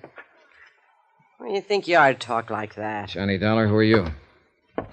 Get away from that desk. If Deuce finds you messing around in here, he'll kill you. Even if I told him I was a close friend of yours? You rat. I'll call one of the boys and get you thrown out of here. Oh, I wouldn't. Might make an awful scandal.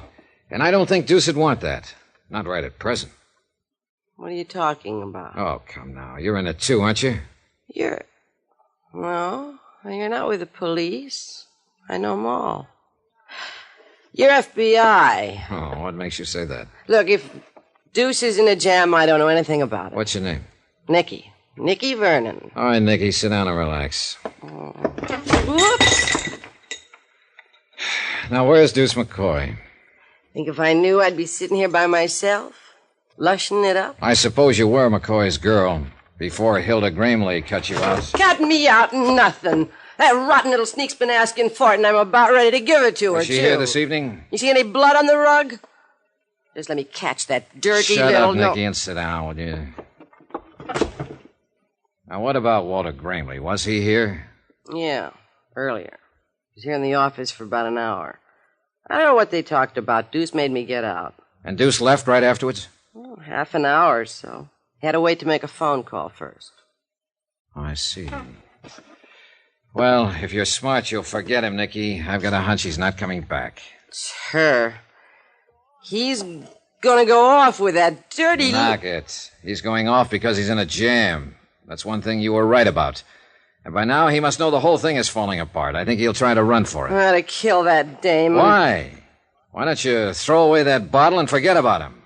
He's no good, Nicky. You know that, don't you? Sure, I know it. Then why are you beating your heart out over him? You've never been a woman. Have you, Mr. Dollar?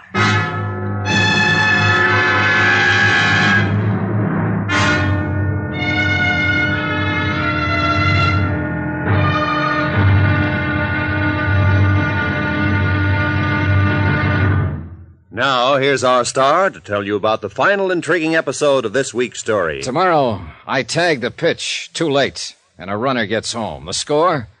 1-0. In favor of death. Join us, won't you? Yours truly, Johnny Dollar.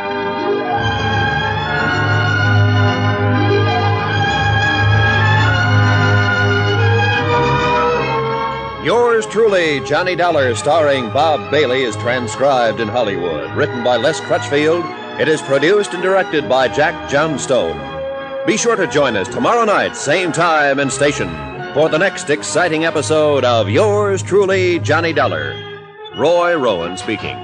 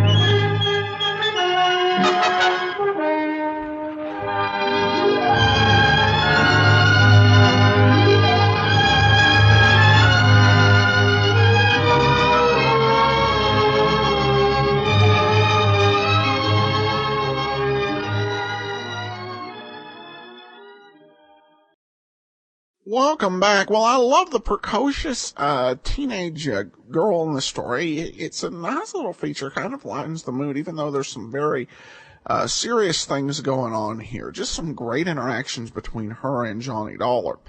I have to say, regarding the end, as I was listening to that, I thought, wow, that line's deep. And then I thought, what? You've never been a woman. Well, yeah, kind of obviously. But I know what she's saying. It just sounds weird as a closing line to the show, because when you close a show with that line, it kind of emphasizes it in a way that if it were at the end of a scene and you were going on to another scene, it wouldn't necessarily. Well, that said, let's go ahead and get on to listener comments and feedback. And we begin with Tim, who says, another story set in New England. The sheriff's accent is a modified Parker Finley. Ah, yup, like Barry Craig's elevator operator. These California radio actors all sounded the same when playing a Southerner, a Yankee, a Texan, a Brooklynite. There was no subtle shading between Charlottesville, Virginia, Charleston, South Carolina, or Montgomery, Alabama. They played stock characters and used standardized voices for the most part. Radio was a mass medium going out to the whole country. Distinctive regional accents would be confusing. Well, in defense of the program here, both Barry Craig's elevator operator and this town and the sheriff are all come from Vermont. Well, I know there's some variation with some states, bigger states like Ohio. How much variation did you have in accent in 1950s Vermont? So, anyway, back to Tim's note. Then Johnny meets Martin Peavy, Peony, the neighbor mending the wall. I recognized that voice immediately. Robert Frost, the poet, or a good imitation. His opening speech was a paraphrase of Frost mending the wall, the good fences make good neighbors poem. The resonant baritone followed the pitch, the cadence and the pacing Frost used when reciting. It's not just my imagination, and he links to soundboard.com where there's a spot where you can hear Robert Frost reading a poem. So I assume that Les Crutchfield wrote a pastiche of Frost, and Johnstone tells actors to imitate Frost's voice. Was Frost's voice generally known? Not as common as Carl Sandburg's, who did a lot of radio work. I suppose I could do some internet research and find out for sure. He did go ahead and Google some dates and found that the first phonograph recording for Caveman came out in 1956. This episode is from July 1956. It would have been just out, fresh in the minds of yours truly, Johnny Dollars, writers and producers. I can see Johnstone playing his brand new Frost LP over and over for the actor until he got the accent down perfectly.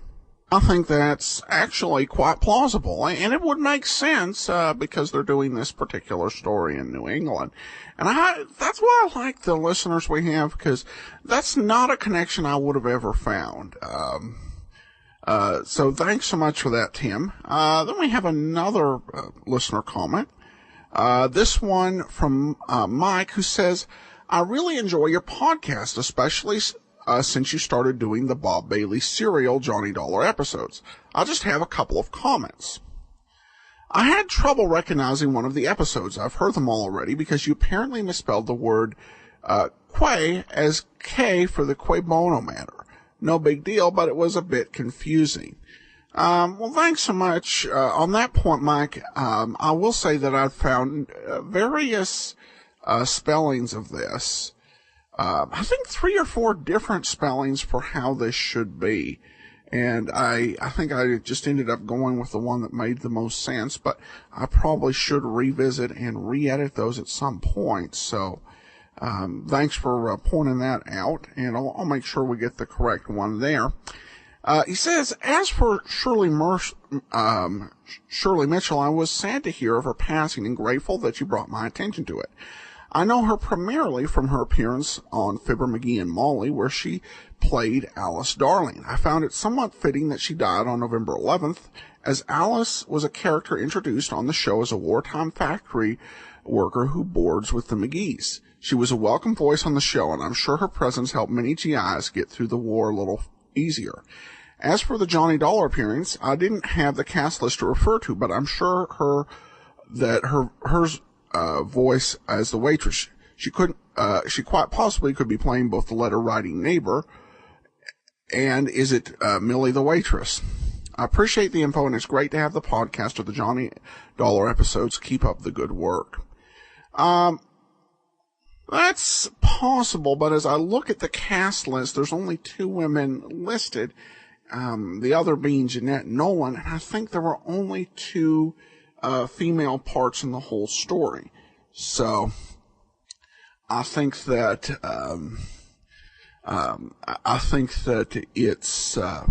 it was probably the part of the waitress. So thanks so much for the email, Mike. And then we have a comment regarding the Tears of Night matter. William says, I must say, I wasn't very impressed with the resolution of this mystery. It simply strained believability that the jeweler would go through all these machinations, all the double-crossing and triple-crossing and murder, just to get back the necklace he sold to the widow so he could resell it and have enough cash to elude the police for a few years. He wasn't even the delusional kind of criminal who believed he would get away with it. He himself admitted that eventually he would be caught. I realized that he was an old man in a desperate financial situation, but it just seemed so preposterous to me. That's just my opinion. I can kind of see that. The thing is that really this situation, if he had sat down and schemed this out, I would be with you. I'd be like, he just kind of thought, hey, I sold a necklace to this lady, I could make the copy. In this case, the situation fell into his hands. And I think for someone who was used to living the high life, who was used to respectability and perhaps luxury, and the figures we hear, 25,000, 50,000, really wouldn't get you far, but we have to remember inflation. So this was, a good $200,000-$300,000 with which he could have one last fling before going to prison. And if pleasure and luxury is the most important thing in life, and you don't have any kids or any legacy or see any value of your life apart from the material things you have, then I think his actions become a little bit more understandable. William goes on to write, but one thing that still bothers me is the fate of the jewels that Johnny mailed to himself. Did I misinterpret his last words, or did he imply that he took them for himself? I'll stand for the last 2 days of expenses myself. I didn't have any business sticking my nose in the jewelry end of it. But if you make me pay for them, don't ever try to hire me again. Pay for what? He couldn't be referring to the last 2 days of expenses because he just said they were on him. The only other them he could be referring to would be the jewels. The only explanation that I could think of that would be consistent with Johnny's character is the jewels were lost in the mail and that he was refusing to pay for the loss. If that's what he meant, then I have to say that was lost on me when I first heard the ending. The way that line was worded, it sounded to me like he was taking the jewels as a consolation prize, which definitely would go against against his character, at least Bob Bailey's version of the character. Charles Russell's version, I wouldn't be too sure about. Well, I think even Charles Russell's Johnny Dollar would think twice before saying, "Okay, I'll go ahead and eat the cost of these last 2 days on the expense account, but I'll go ahead and take this $50,000 necklace as a consolation prize." The way I interpreted the end of the story is it didn't have anything to do with the jewels. I think what he was saying, and, we think about these emails that I received, and even back in the 1950s and 60s, people would send and they would call people on things that were not accurate or correct in their portrayal of certain professions.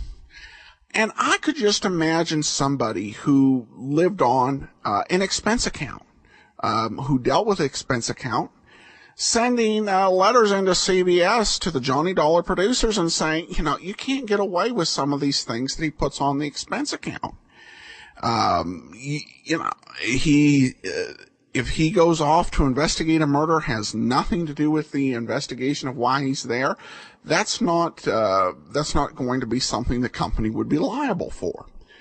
So I see this in a way as an answer to that. The way that I read it is Johnny saying, I will, if you want to dispute this and say it wasn't any of my business to get involved in the murder investigation, or the jewelry business, then you're right, and I'll go ahead and I'll pay those expenses. But if you go ahead and you make me do that, you're not hiring me again. It was an odd way of communicating for a guy because it was not straightforward. I wish they would have said it more straightforward. He couldn't be talking about the jewels because we have no information to indicate that the insurance company had insured them. And if the insurance company did have a policy on them, then his getting involved in the jewelry business would be perfectly legitimate. So I read it as him basically, in a somewhat sneaky way, giving an ultimatum to the insurance company, and saying, if you guys want to insist on the very strict letter of the law and the very strict rules for what you pay, and you're going to just be sticklers about this when I've been through all of this hassle because you people sent me out there and I was in the office of your agent, you're right. You're technically right that you're not liable for the expenses, but we are not going to have a working relationship again. And, with Johnny's reputation and the fact that so many insurance companies call on him when dealing with cases that cost hundreds of thousands of dollars, it just makes sense to go ahead and eat the extra padding on the expense account. Hope that answer wasn't too long. I'm already 13 minutes on this commentary, so better hurry up and wrap it up. One last comment from Todd, who just says, I want to say that I really enjoy listening to Johnny Dollar podcast. Did you ever hear the one where one of his friends makes up a matter to get Johnny to go fishing and relax? Todd, I have not listened to that. I'll be honest that with the detective shows that we do on the series, I listen to them as you as listeners get to them. Over the years, as we've added programs, I've had some series where I've listened to quite a few episodes in advance, just over time in my own private recreational listening. Because I've been doing the Johnny Dollar serial consistently, I think I've listened to 1 or 2 cases with each of the Johnny Dollars. So I think I've listened to a grand total of 2 of the 179 post-serial Johnny Dollars. And I've read a lot of synopsises, scanned through them in John C. Abbott's book, The Who Is Johnny Dollar Matter, and I'm definitely eager to get to them and enjoy them and discover them with the listeners. Thanks so much for the question, Todd. And that will do it for today. We'll be back tomorrow with Nick Carter. And then on Friday, join us back here as we wrap up the matter of reasonable doubt and also conclude Belladonna was poison. Before we get started, I want to let you know that today's program is brought to you by the financial support of our listeners. And you can support the show at support.greatdetectives.net. Well, now it's time for us to take a listen to another case for Nick Carter. Drums of Death.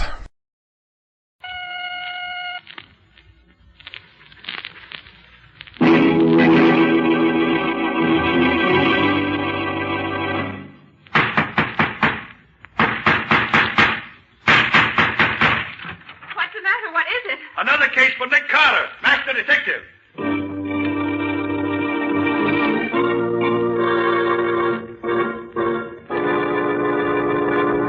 Yes, it's another case for that most famous of all manhunters, the detective whose ability at solving crime is unequaled in the history of detective fiction. Nick Carter, Master Detective. Tonight's curious adventure, The Drums of Death. Or Nick Carter and the Mystery of the White Witch Doctor.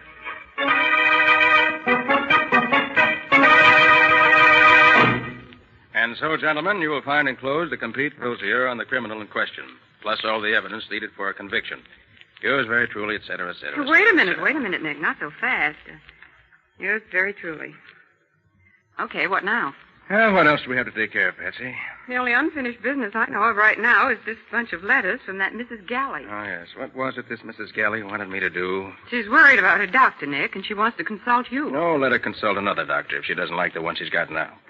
Throw her letters out, Patsy. Let's go celebrate having our old business all cleaned up. Well, I would, Nick, except that the letter we got from her today throws a new light on her problem. Oh, what did she have to say today that was so vital? She says she's afraid of her doctor. Afraid of him? Oh, hum. Mrs. Galley's that old, wealthy dowager I met at somebody's tea a few weeks ago, isn't she? That's who she is, and she... She's probably a crotchety old hypochondriac whose hobby is doctors. That isn't it. And now that she's seen every physician in town, she wants to start in collecting detectives. Does she say why she's afraid of whatever doctor she's going to now? Yes, she does, Nick. She says he's a witch doctor.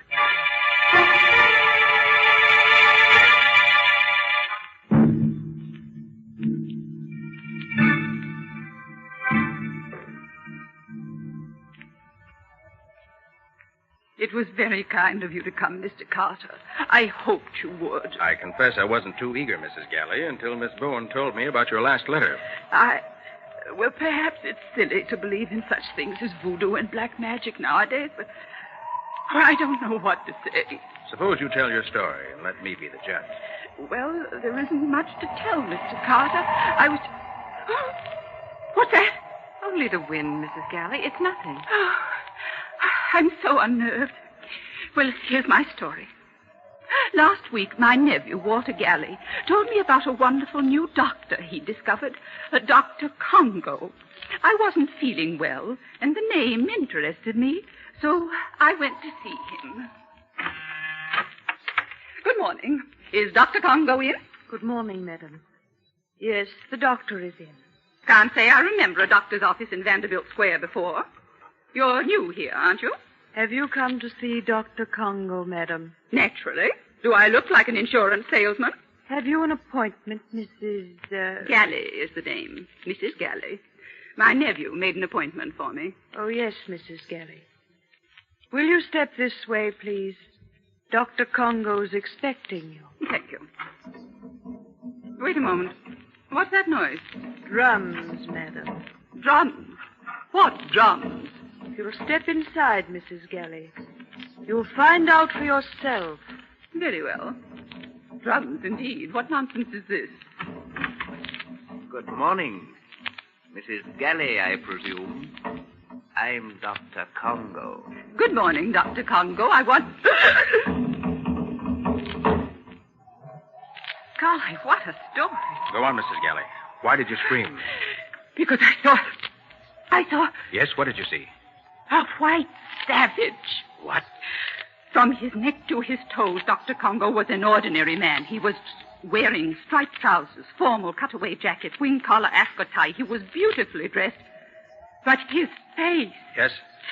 His face was hideous. Shaven skull, a horrid, grinning mouth, showing his teeth, which had all been filed to a point. And he had a bone through his nose. Like a cannibal. Yes. At first I was stunned. And then I thought it might be a joke my nephew Walter was playing on me. I sat down while the drums throbbed. I'm sorry I screamed, Dr. Congo, but you gave me quite a start. I usually do that to my clients, Mrs. Galley. What kind of a doctor are you? A witch doctor. You're fooling, aren't you? On the contrary. But it's unbelievable. We only joke about things like witchcraft nowadays. I am not joking, Mrs. Galley. I've spent 15 years in the heart of Africa studying voodoo. My face, the drums, the African witchcraft apparatus in this room, all are a necessary part of my profession. Profession? Yes. I am a professional witch doctor, and as such can guarantee miracles that modern medicine would never dream of. Ridiculous. I don't believe you. Really? Oye, Kahada. Oye, Kahada, home. Pardon me, Mrs. Galley. I was just ordering my men to begin the voodoo drum incantation. None of my clients believed me at first, Mrs. Galley, but I convinced them. Now, if you'll allow me...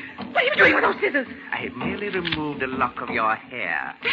Now, in spite of yourself, you are officially one of my patients. And I warn you, my fee is high. Well, you're wasting your time, sir. I don't want to be a patient of yours, and I won't pay any fee. I'm leaving. Good day, sir. One moment, Mrs. Galley. Dr. Congo, let go of my arm. You don't understand me, Mrs. Galley, and I'm afraid you don't understand voodoo. This lock of your hair places your health in my hands. Your life or death are mine to do with as I desire. And my fee for this visit is $10,000. Preposterous. Get out of my way. $10,000, Mrs. Galley. Now listen closely. 3 times you will hear my Congo drums roll, no matter where you are. If you have not paid when you hear them for the 3rd time, you will die. Good morning, Mrs. Galley. Then, Mr. Carter, I ran out of that office. I'm 65 and not as strong as I was, but I was frightened. I realized he was threatening to kill me with voodoo. And we don't believe in that nowadays, do we? Not as a rule. 3 drum rolls, he told me. And if I don't pay by the 3rd one, I die. Stuff and nonsense, I said. And then, that very night, when I was alone in this room, I heard the distant roll of Congo drums. Golly. Now, Mrs. Galley, you must calm yourself. I'm sure it's only your nerves. We don't believe in witchcraft today. You've got to believe me, Mr. Carter. I've already heard Dr. Congo's drums beat once. Perhaps you only think you did, Mrs. Galley. This Dr. Congo is playing on your nerves. Hysteria can make us think we hear anything. Oh, no. I'm sure I heard them. Wait. There's a skin. You heard, Nick. That wasn't Mrs. Galley's imagination. I heard it, too. And so did I, Patsy. That's the second time. It's not just my nerves. You must save me from Dr. Congo, Mr. Carter. If you can't, I'm lost. His voodoo will kill me. Help me. Help me. Mrs. Galley, you mustn't let this get you. I never believed in witchcraft before, but I do now. What a joke on me. Mrs. Galley, please. Please, I beg you. Mrs. Galley. What a joke on me, voodoo. Witchcraft. Slap her face, Patsy. What? Quick, snap her out of this. Okay, if you say so. Mrs. Galley, listen to me. I'll take over this case, so don't worry. Now, where can I find your nephew? Walter, he's usually in the Bubble Bar Cafe at this hour. Oh, Mr. Carter, if that Dr. Congo gets me, Nick,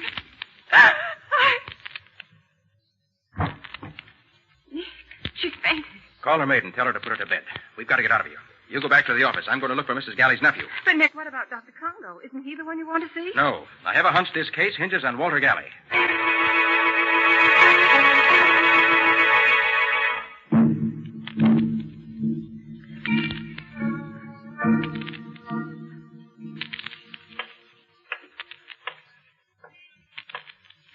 This Bubble Bar Cafe is a pretty tough-looking dive for a place with such a fancy name.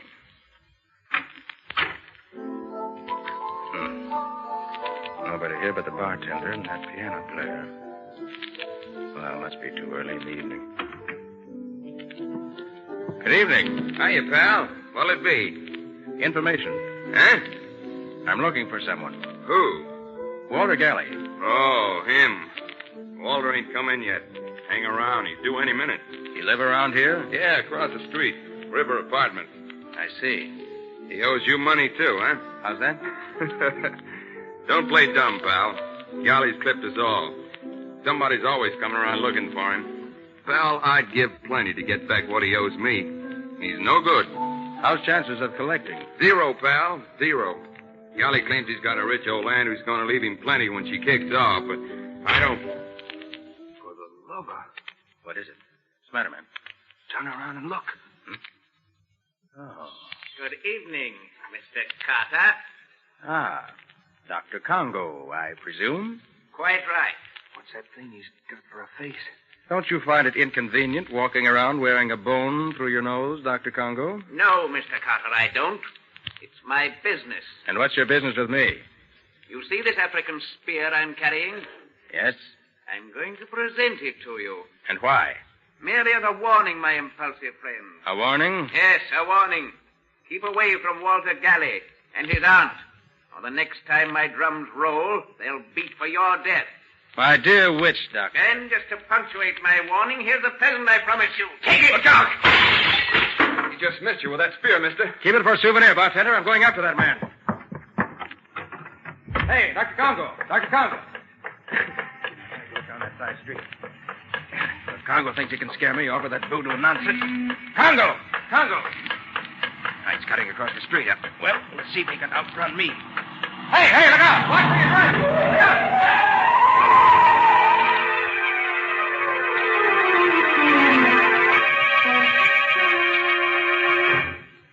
Oh, Nick.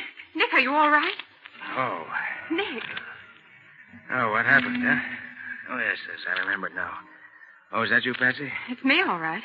Oh, that was close. Well, what happened? I got here just as that car almost ran you down. Well, whoever it was, he tried his best to get rid of me. But why? Probably because I was chasing Dr. Congo. Dr. Congo? Yes. He paid me a visit when I was looking for Walter Galley. At the Bubble Bar Cafe? Yes. Congo threw an African spear at me. I chased him out to the street. Good heavens. Probably had an accomplice waiting with a car for just such an emergency. Oh, Nick, they might have killed you. Well, they certainly tried hard enough. Must have jumped a mile trying to dodge that car. Nick, listen. I came down here looking for you. What's happened? Mrs. Galley's maid phoned the office just as I got there. She was hysterical. She could hardly talk. What happened, Patsy? Mrs. Galley has vanished.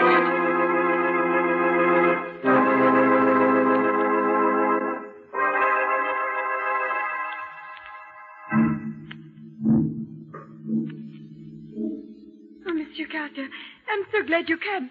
Mrs. Galley has disappeared. How do you mean, Mrs. Galley disappeared? She was spirited away, monsieur, by witchcraft.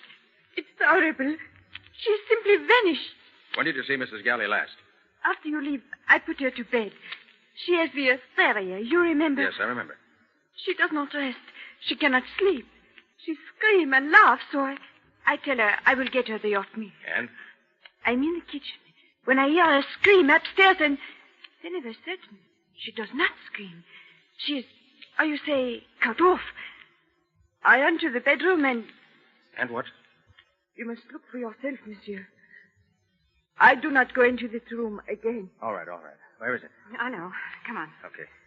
Oh, Nick, do you really think Dr. Congo made Mrs. Galley vanish? I don't know what to think yet. But those voodoo drums. We heard them when we were here before. Yes, we heard them. Is this the bedroom? Yes. Room looks all right. Nothing upset. No sign of a struggle. Nick. What?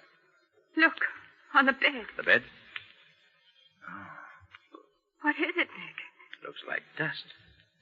Dust forming the outline of a human figure. Oh. If there's any truth in voodoo, Patsy, that's what's left of Mrs. Galley. Oh, Nick, this is awful. Now, steady, Patsy, steady. But this must be real witchcraft, Nick. No human agency could do this to Mrs. Galley.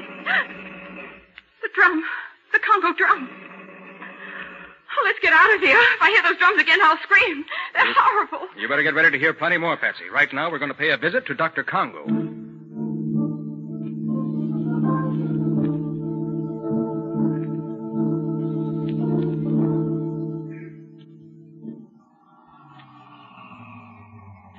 This is Vanderbilt Square, Patsy. Look for Dr. Congo's sign. Do we have to come here, Nick? We do, Patsy. I want to have a look at Dr. Congo's office. Nice old residential section. It's awfully dark.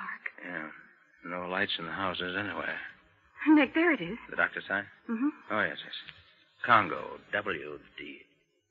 Probably stands for witch doctor. All right, Patsy, come on. Oh, Nick, I'm scared. Oh, certainly you don't believe in voodoo, Patsy. Oh, I never did before, but Dr. Congo seems to have changed my mind. Maybe. Would you rather wait in the car? What? Desert you? I may be scared, but I'm no coward. Now, that's the girl, Patsy. Chin up. Oh, I'm trying, but it makes my teeth chatter too loud. Well, here we are. A nice side window. Going to have a peek inside? No, going to break in. What's that? Just a gadget, Patsy, for unlocking locked windows. Oh. Now we turn the catch, and... there we are. I'll go first, Patsy. Okay. All right. Let me give you a hand, Patsy. All right. Up, Patsy. There. And here we are, in the den of the witch doctor. What are you looking for? Any clues that'll help us. Rather do it by daylight, but this flashlight will have to serve. Hurry up, Nick. I want to get out of here. Sorry to interrupt. Mr. Carter again, I believe.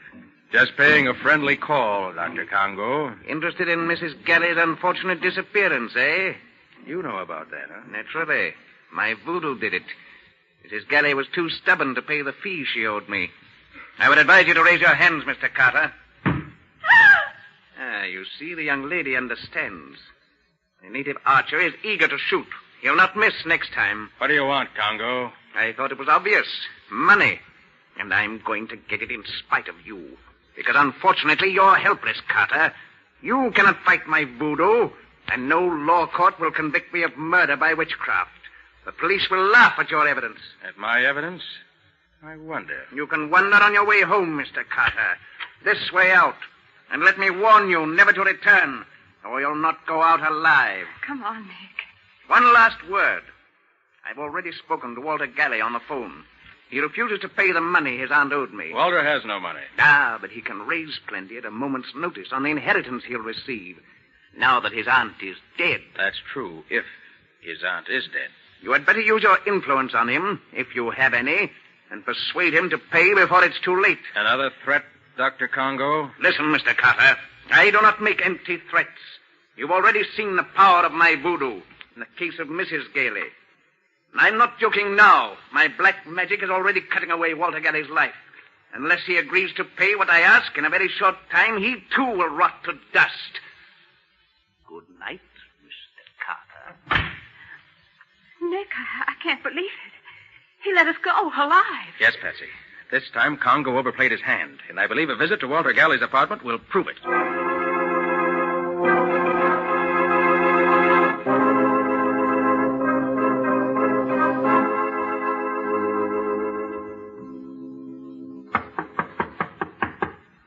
Mr. Galley.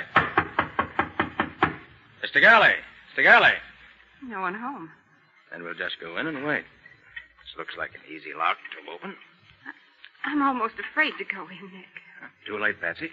We're in already. Come on. Radio's playing. All the lights are on. They must have just stepped out for a moment. Yes, looks that way.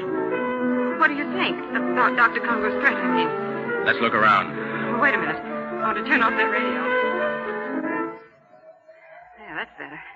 Wonder where Galley is. Maybe he went to pay that money to Dr. Congo. Perhaps, but I doubt it. Nick, look. What is it, Patsy? Look at that couch beside the radio. It's covered with... Dust. Yes, I see. It's shaped like a human figure.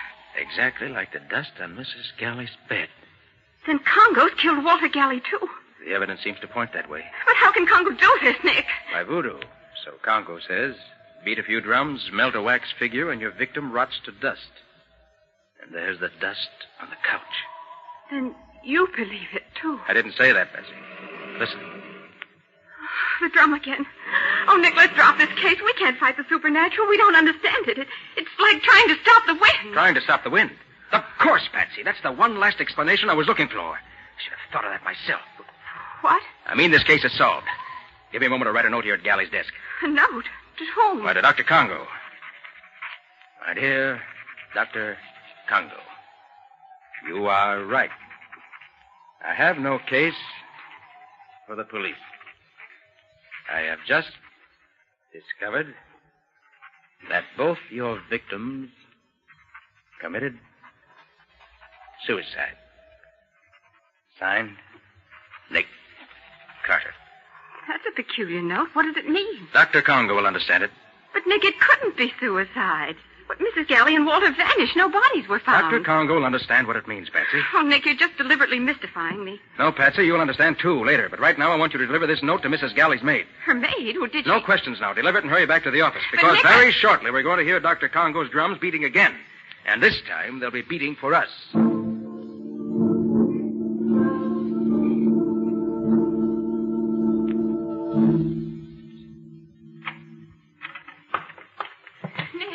Nick. Over here, Patsy. You deliver the note? Yes. What in the world are you doing? Just setting up my motion picture projector. Oh, Nick, this is no time for movies. The police were at Mrs. Galley's. News about her disappearance is getting around. Why, I understand the whole social set's going crazy. That's exactly what Congo wants. If you fail on this case, Nick, everyone will be afraid not to pay Congo. As I said, that's exactly what Congo wants. Said he was after money, didn't he? Who do you think Congo will attack next? The drums. Congo's drums. There's your answer, Patsy. You mean he's after us? Exactly. My note got a quicker response than I thought it would. Patsy, put out the lights quick. Now what? Now the projector. There. You see? I've got it set in the shade. Why, that's wonderful. It makes it look as if we were standing in front of the window talking. Those shadows on the curtain look as natural as light. Right. Now, get over to the side of the room, away from in front of the window. But... No buts. Follow instructions. We're playing against the killer, Patsy. You mean Congo? Get down on the floor. Lay flat. Oh, I wish you... Quiet. What am I supposed to do here? Wait. And when you hear shots, scream. Scream? You heard me. But who's going to do the shooting? Our old friend. Nick, are you all right? Quiet. Everything's all right. All they shot was the movie projector. In about 10 seconds now, they'll be coming in here to check up on the results. Nick, did you say they? Now listen. Just as soon as you hear the door slam, turn on the lights. But Nick... Don't argue, Patsy. Okay. Now, quiet. Yeah, that apparently took care of them. Yes, I think that we've accomplished... Don't move, neither of you. Light, Patsy. Now, as you see, you're covered with this gun I hold in my hand. Nick Carter, I told you, Walter, he was... Shut up. Put up that Tommy gun you have there laid on the table, Dr. Congo. But, Nick, that's Mrs. Galley. I thought she was dead. That's what you were supposed to think, Patsy. And the chap with her is her nephew, Walter. But I don't understand, Nick. Very simple, Patsy. This clever pair created Dr. Congo, a phony witch doctor played by Walter Galley. Their motive? Blackmail. And they pretended to be their own first two victims. I see. So they could disappear and then spend their entire time playing Dr. Congo. And also so that their fates would terrify future victims into paying Dr. Congo's exorbitant fees without any protest. You are indeed clever, Mr. Carter. Very clever. Then all that voodoo was make-believe. Phony. Yes, Patsy, as phony as the shadows on our window shade, which this precious pair attacked. And as phony as the makeup that turned Walter into a witch doctor. That's why I wrote that note, Patsy, about having learned that both disappearances were really suicides. I knew then that I'd seen through their whole scheme. But those mysterious drum beats we heard, even outside our own window. Let me show you how that was done. Let me see. Oh, yes, here it is. You see, Patsy? A simple gadget attached to the outer frame. A windmill connected to a small drum. Mm-hmm. When the wind blows hard enough, the drum beats. Watch, I'll spin it. Oh, so that's what scared me. That plus your imagination. It was imagination you two counted on most, wasn't it, Dr. Congo? You concocted the voodoo tale, planted your own clues, and then vanished. The rest you left to human nature, right? So why did they call you in, Nick? Why didn't they let well enough alone? They were playing for high stakes, Patsy. They thought they had a perfect racket, and if I failed to break it, their victims wouldn't fight back. But the phony Dr. Congo was far too eager to let us escape. That was the second important clue. The second? What was the first? Mrs. Galley claimed she was in Congo's power because he'd cut off a lock of her hair, remember? Yes, but isn't that according to voodoo tradition? Certainly. But it couldn't work with Mrs. Galley. Well, why not? No, Patsy, you disappoint me. Look at Mrs. Galley now. You're close enough. I see. Mrs. Galley wears a wig. Of course, Patsy. And a lock of hair cut from a wig would hardly put the wearer of the wig under the spell of even the best witch doctor in the world. Well, for the love of... Look here, Carter. We can't stand here all night with our hands in the air like this. No. What are you going to do with us? Sorry to treat you two this way, but I don't like visitors who bring Tommy guns to my office. I was a fool to let you go when I had you in my office, Carter. You were all kinds of a fool, Galley. Or do you prefer to be called Dr. Congo? If you hadn't been in such a hurry, your plans might not have been quite so apparent. And if you hadn't been so obvious in sending me to see Walter Galley in the middle of the night when he hadn't had time to raise the money to pay you, even if he wanted to, I shouldn't have been quite so sure what your schemes were. Your eagerness to begin collecting from your victims was your downfall, my friend. All right. But the next time... That's what they all say, my friend. But there won't be any next time. Nick Carter plays for keeps.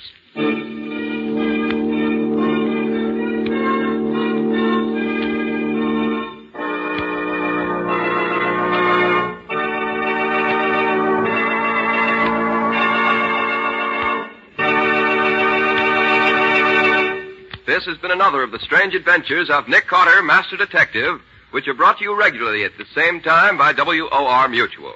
And now Philip Clark, who played Dr. Congo in our story tonight, has a message from our government that I want you all to hear. Go ahead, Phil.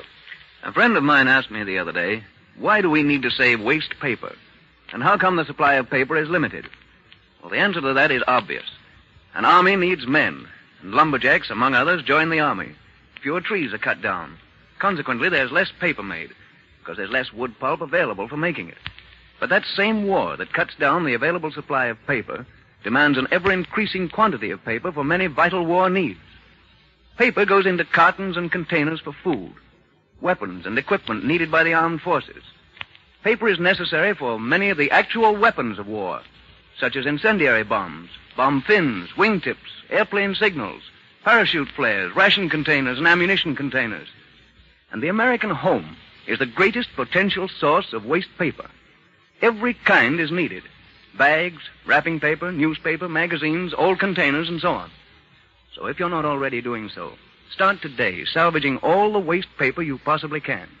Then sell it to your junk dealer, or donate it to some charitable organization. But don't throw away a single scrap of paper. Make it help us win this war.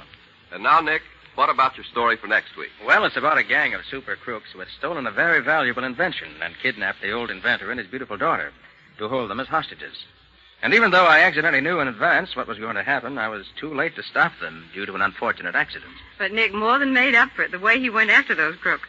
Within 24 hours, he succeeded in capturing the gang and rescuing the professor and his daughter. Yes, Patsy. But it was fast and furious while it lasted.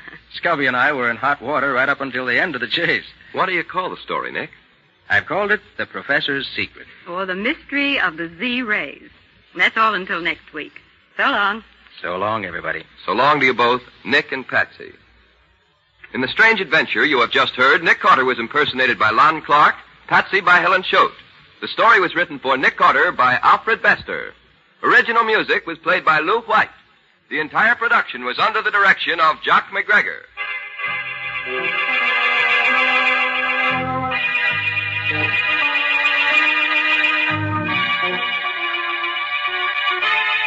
Next week at the same time, listen to another curious experience of Nick Carter entitled The Professor's Secret, or Nick Carter and the Mystery of the Z-Rays.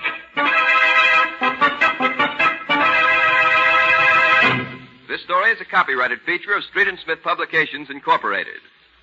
The Return of Nick Carter is produced in the studios of WOR and is broadcast over most of these stations every Saturday evening at 7 o'clock Eastern War Time. And don't forget that the adventures of Nick's adopted son, Chick Carter, are broadcast over most of these stations Mondays through Fridays at 5:30 p.m. Eastern War Time. This is Mutual.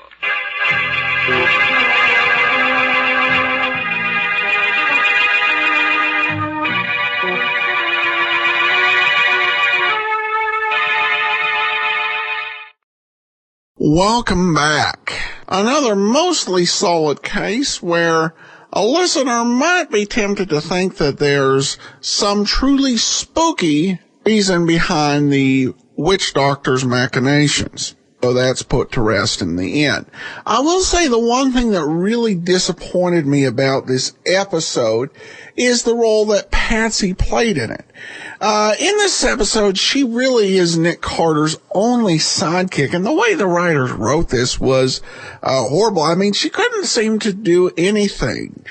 She needed Nick to tell her everything to do, including slapping the supposedly hysterical person who had appealed to Nick, not even able to notice that she was wearing a wig. Patsy has been portrayed much stronger. You take a look, listen, a few weeks previously in Death After Dark, and she was really courageous and tough and willing to take a risk. So, disappointed the inconsistency in this portrayal and just the way that it worked. But hopefully, the other writers will be better. I should mention the two episodes that are lost in between Death in the Pines and this one, the Horoscope Murders and Tiger Death. All right, well, we have one listener comment before we go, and this one comes from Aloma. Says, love your shows. Listen every day as I craft and in the car when I'm on the road. Don't even bother with TV anymore. Keep them coming. Well, thanks so much, Aloma. Will do. All right. Well, we'll be back tomorrow as we wrap up two different mysteries. Join us for part 5 of The Matter of Reasonable Doubt and part 4 of Belladonna Was Poison. And next Thursday, we'll be back with another episode of Nick Carter. Before we get started, I want to let you know today's program is brought to you by the financial support of our listeners, and I especially want to thank Christopher for his support, and will send access to our premium site, as we do with all donations of $7 or more. Well, folks, it's time now for us to first conclude the Matter of Reasonable Doubt, and then later on in the show, we will wrap up our Carter Brown series, Belladonna Was Poison. But here now is The Matter of Reasonable Doubt, Part 5. From Hollywood, it's time now for Johnny Dollar. This is Mrs. Gramley, Mr. Dollar. Oh, good. I understand you were trying to reach me. I just told your nephew Walter that if he didn't have you on this phone within 3 minutes, I'd be out there at the ranch with a posse of police. Oh, I'm afraid there's some mistake, Mr. Dollar. You see, I told Walter I didn't wish to talk with you. You what? I admire your persistence, young man, but... Are you saying this of your own free will? You're not being forced? How ridiculous. Who's there with you? Just my nephew Walter and his wife Hilda. Surely I'm coming out there, Mrs. Gramley. Mr. Dollar, you were sent out here from Hartford to investigate an insurance trust I was arranging for my granddaughter. Well, I've decided not to set up the trust, so there's no further reason to involve yourself in my affairs. Good night, Mr. Dollar. Hello. Hello. What have you got cooking with the Gramleys anyway, Mr. Shut up, Nicky. Let me think.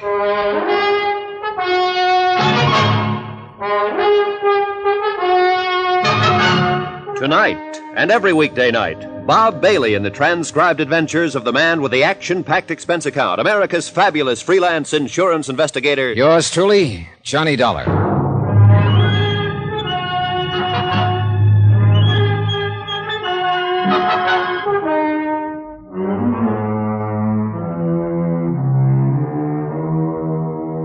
From Special Investigator Johnny Dollar, location Las Vegas, Nevada, to the Home Office, Amercon Northern Trust Company, Hartford, Connecticut.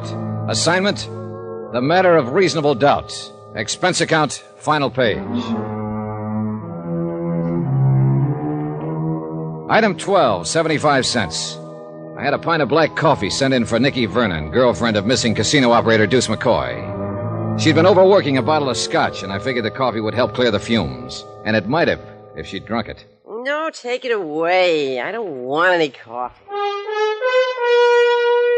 I couldn't figure that phone call from Mrs. Gramley. She knew her nephew and his wife had been stealing from her. That's why she'd started to set up the trust to save the estate from them and turn it over to a young granddaughter, Susan. And she knew also, App told her, that Walter and his wife had probably contrived the auto accident that had killed Susan's parents. And yet now she seemed to have reversed her whole attitude. Maybe Jonas Parks had been right. Maybe there was a reasonable doubt as to her sanity. Maybe a lot of things. But all of the answers were out there at that ranch. She's to blame for it. Things were all right with Deuce and me till she came messing around. If it hadn't been Hilda, it would have been somebody else. A whole lot you know about it. Oh, why don't you drink some of that coffee, Nicky? I don't want any coffee. Okay, suit yourself. Go ahead and enjoy your broken heart, then. Kill the rest of that bottle if that's what you want. Cry up a storm. Live it up. Wallow in it. I'll get that dame. It's the last thing I ever do. For what? You ought to thank her for getting that rat off your neck. What'd you have to turn him in for? Deuce never did anything to you. You never had the chance. Well, what's he supposed to have done that's so horrible? It's more what he tried to do. Oh, sure. You happen to know young Susan Gramley? Yeah, I've seen the kid. Why? Well, your lover boy phoned her out at the ranch earlier this evening, disguised his voice, said he was a friend of mine. He tried to get her to meet him on the old Boulder Cutoff out in the middle of the desert. If you think Deuce would try to date up a 16-year-old kid, you're crazy. Nicky, I think he was going to kill a 16-year-old kid. Her fault. Hilda Gramley. She and her sneaky little henpecked husband got Deuce mixed up in something. I don't imagine he was very hard to mix. That dame's been asking for it for a long time. Yeah, I know, and you're about ready to give it to her. Well, forget it. Sober up, find the nearest exit, and then run like the devil. I want Deuce. So do the police. And they're the ones who are going to get him. They're covering the airport now, the depot, all the highways. Vegas is a tough town to get away from. He hasn't got a chance. It's just as much your husband's fault. Why didn't you keep her at home? Why didn't he... Oh, for the love of... You keep on playing that same old record, you're going to wear a groove right through your brain. Maybe so. Now, look, I got things to do. Are you going to be all right here alone? No, I'm just fine. I never felt better in my life. Then you've already got it halfway made. So why don't you double up and get even? Try some of that coffee. You're a real busy guy, Mr. Dollar. You put the finger on a man with one hand, and at the same time you try to sober up his girl with the other. Sure. And if I had a broom, I'd sweep the office. Well, then why don't you go be busy someplace else? That's exactly the idea. All right, kid, you're on your own. Good luck, Nicky. Good luck? What do you care what kind of luck I have? Oh, I don't know. I picked up my car and drove out across the desert toward the Flint Rock Ranch. I couldn't quite imagine Mrs. Gramley being intimidated. The idea of Walter and Hilda standing over her, holding a gun at her head and making her say things against her will was pretty unbelievable. Faced with a threat like that, she'd probably say, shoot and be blasted. It just didn't make sense. Apparently, she really had reversed her field. But I had to hear it from her face to face.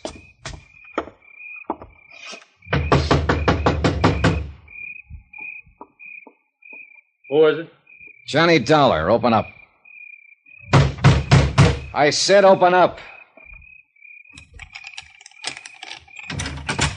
What's the idea? Mrs. Gramley told you to stay away from here, didn't she? I don't know. There was static in the phone. I want to hear her say it again. You don't What do you mind think if you're I'm doing? Coming in. All right, Walter, let's go talk to Mrs. Gramley. Look, Dollar, you haven't got that much weight to throw around. Suppose we get it straight right now and save a lot of time. I came out here to talk to Mrs. Gramley, and I'm going to talk to her.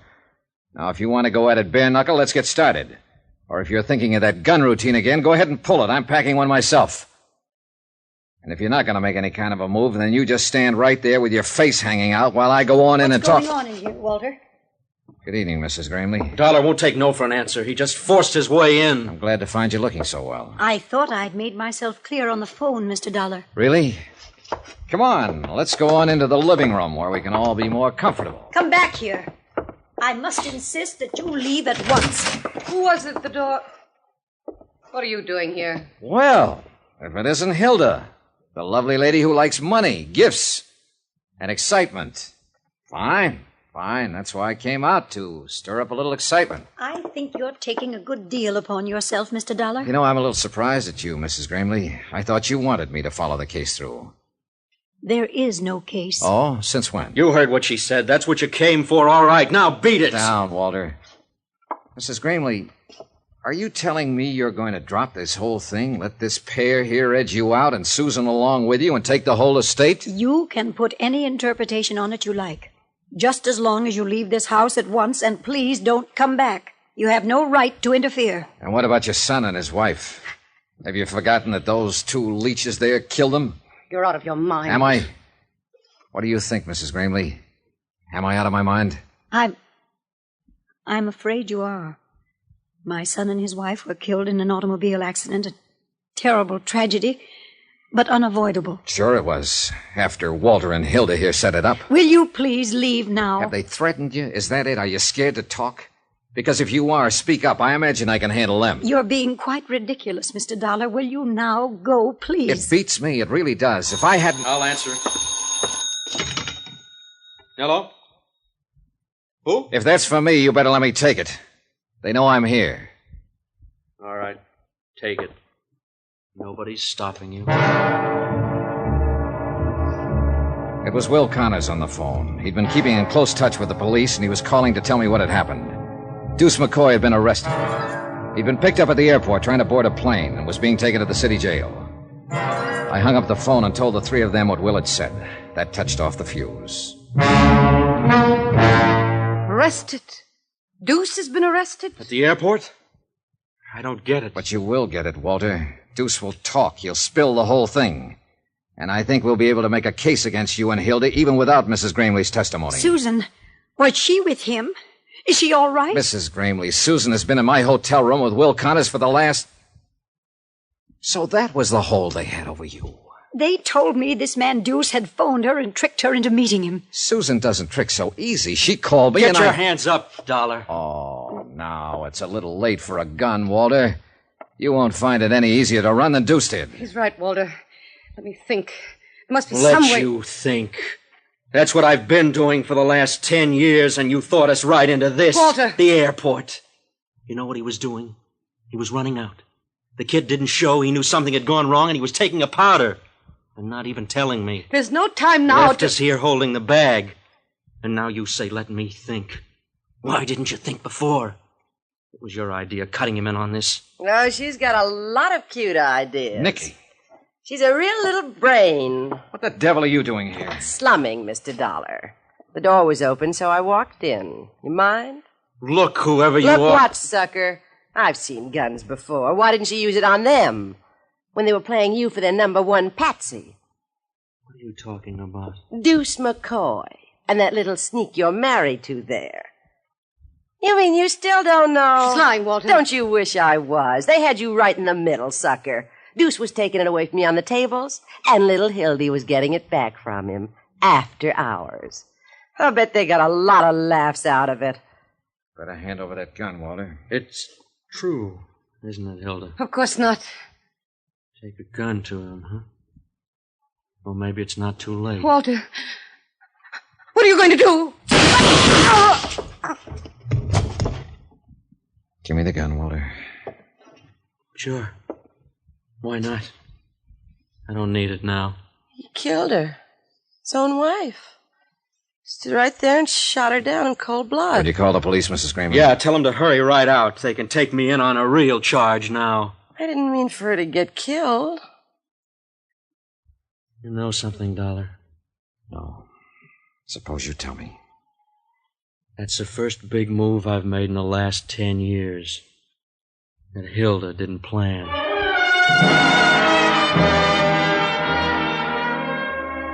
Expense account item 14, $305.20. Hotel and incidentals in Las Vegas and transportation back to Hartford. Expense account total, $596.45. End of account. Remarks?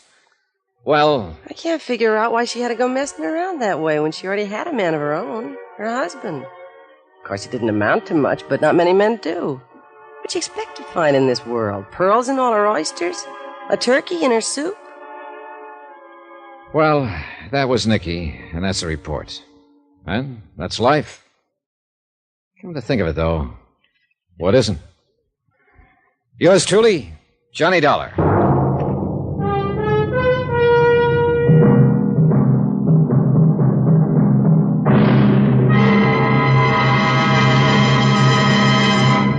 Now, here's our star to tell you about next week's intriguing story. Next week, Indestructible Mike. The most amazing character I ever met. A man with 9 lives at least. Join us, won't you? Yours truly, Johnny Dollar.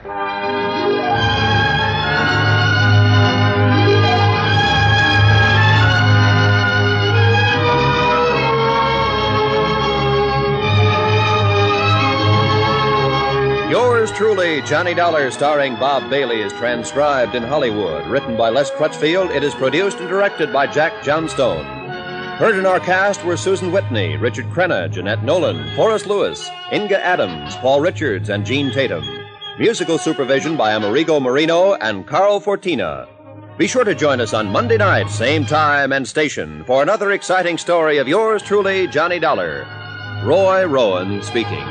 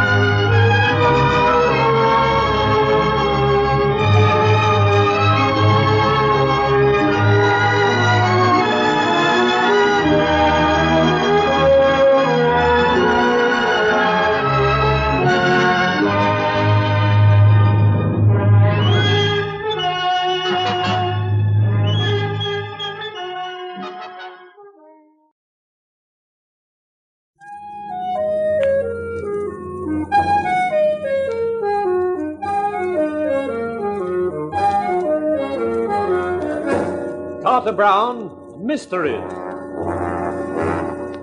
Adventures in excitement and suspense, based on the best-selling novels by the slick storytelling sensation, Carter Brown.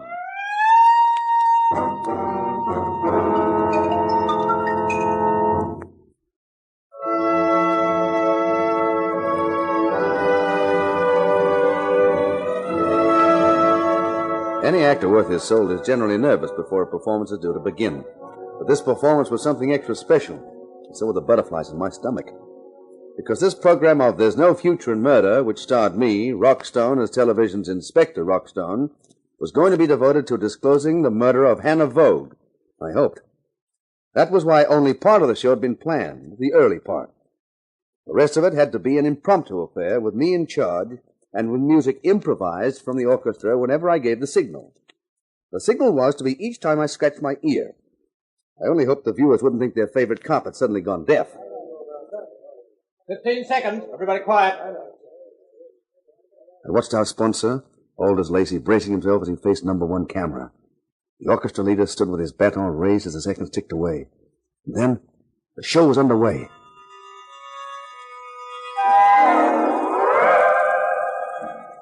As the music hit its familiar theme, I knew the title cards would be flashing onto the screens of a million TV sets, and I mentally crossed my fingers.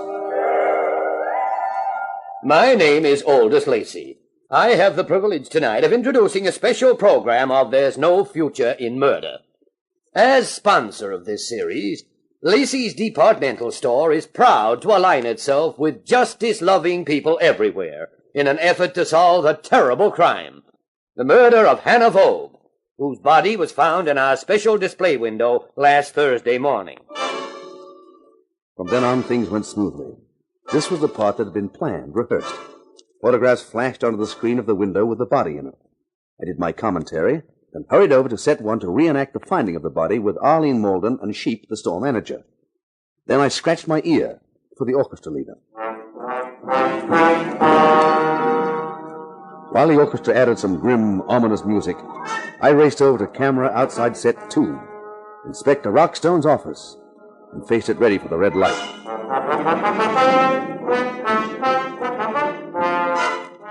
Ladies and gentlemen, you have seen the discovery of the body of Hannah Vogue. In my office, which I shall enter in a moment, a group of people have been gathered. I shall interview them. You have seen me do this many times, but I ask you to remember that tonight I am not an actor playing a role. I am a man, a citizen, trying to solve the murder of a beautiful girl. I am really you, a part of you. I am a conscience, yours and mine. The conscience of a city raising its voice to demand that justice should be done and the evildoer brought to a reckoning. All right, ladies and gentlemen. You all know what has happened. I am going to question you about the murder of Hannah Vogue. I know I have already asked you many questions in the last few days, but this time I shall be asking them in an effort to build up a pattern, a picture of Hannah Vogue's life, and perhaps, because of that, a picture of her death, of why she had to die. Firstly, Mr. Lacey. Me? You are Aldous Lacey, managing director of Lacey's Departmental Store. Why, of course I am. You knew the deceased, Hannah Vogue? Yes, I knew her. How much were you paying a month for the rental of her apartment? There is no point in hiding this, Mr. Lacey. You freely admitted to me in your office that you had been, interested in the girl. How much? $200 a month. You knew she was an unsuccessful actress? Yes. Did you order Sam Long, the writer of this series, to see she was engaged for one of the shows? Now, look, I don't see that... Please answer the question, Mr. Lacey. Well, I suppose if a man sponsors a show, what's wrong with seeing that someone he's interested in gets a chance? Nothing, Mr. Lacey. Did you think there was? Why, The night before her body was found in the window, Wednesday night. Did you see her that night? Oh, we had dinner, and then she had to leave. You didn't go with her? No. Thank you. Miss Shaw, please. Yes, Inspector Stone. Your name is Lois Shaw, and you are a friend of Hannah Vogue. That's correct. You were staying at her apartment the night before the murder. Yes, I was. When did you last see her alive? That evening. She left about 6:30. She said she was going to dinner. She never came back. Thank you, Miss Shaw. Mr. Lacey, this girl was living in an apartment rented by you. She knew you very well. Well enough to realize you had a secret. She found out that secret. When you discovered she'd found out... It's a lie. I had no secret. I had nothing to be ashamed of, to be kept hidden. Didn't you, Lacey? Suppose I were to remind you of an investment you made a year ago. Investment? A short-term investment with high return. An investment placed in the hands of Tony Seguera, advisor to a group of men commonly known as the Syndicate. An investment with no papers signed and paid back to you, capital and interest, only last month. Wasn't that what you wanted kept quiet? That a supposedly respectable businessman like you had invested money in the Syndicate? Well, why should I want to keep it quiet? Oh, come, Mr. Lacey. Even a child has some idea of what the name Syndicate means today. That was your secret, wasn't it? The secret Hannah Vogue discovered. The secret which cost her her life. I didn't kill her. I didn't kill her. Now, a few questions for Mr. Long. Okay. You are Sam Long, the writer of There's No Future in Murder. That's right. Wasn't Hannah Vogue the name your wife used as an actress? Yeah. But you and your wife quarreled, and she left you some time ago. Why? Because I wouldn't chisel her apart on this program, that's why. And then, some months later, Lacey ordered you to find her a part in the show. Yeah. Me, the guy she was married to who lost her because he wouldn't do just that. Did you ever see your wife again? Once. Last Tuesday night after last week's show. She came to see me. Told me she'd found out something about Lacey. That she was afraid he knew she'd found out. She asked me for advice, said she was scared, and what should she do? And what did you tell her to do? She was still my wife. She'd run out on me. She was living in an apartment paid for by another man. She'd got him to get her into the program, and then she came running back to me and asked me what she should do. I told her to get out of my apartment and never come back. That's what I told her to do. That was the last time I saw her alive. I see. Thank you. Now, Mr. Sheep. Yes, Inspector. You are the manager of Lacey's departmental store. Yes, that's right, Inspector. Mr. Sheep, when you helped Mr. Lacey carry the corpse into the store window, did you take the head or the feet? Well, Mr. Sheep? Oh, the shame of it. I've worked for the Lacys for 30 years. I've never had anything but respect and admiration and loyalty for them. He swore to me he hadn't killed her. But if the body were found in his apartment or his car, it would mean ruin for him, for the store, all the employees. I had to help him for their sake. So you broke open the steel shutter on one of the loading docks to get in? No, that was only to fool the police. We used my keys. I knew where the watchmen would be. It wasn't hard to avoid them. Oh, the shame of it. Yes, Mr. Sheep, the shame of it when honest citizens turn to crime. But I notice the shame is only felt when you're caught. I'd like to make a statement, if I may. Yes, Miss Shaw, go ahead. You must be wondering, Inspector Stone, just where I fit into all this. I have been puzzled by it, Miss Shaw. My real name is Lois Birkinshaw, and for the last 3 years I've been employed by the Federal Bureau of Investigation. You're an FBI agent? Yes. The Bureau has long suspected that prominent businessmen all over the country were investing money in the local organizations of the syndicate. This practice was not only immoral, but near criminal, and was also defrauding the inland revenue of taxation on the profits. I'm one of the agents whose task it was to obtain evidence of this, in the hope of stamping out the practice. So that's how you knew about Kathy? Yes, Miss Malden. That's how I was able to furnish Inspector Stone with the details of Mr. Lacey's dealings with the syndicate through Mr. Seguera. It was part of your job to get close to the syndicate? Yes. And I also became friendly with Hannah Vogue in an attempt to pin the charge on Aldous Lacey. Thank you, Miss Birkinshaw.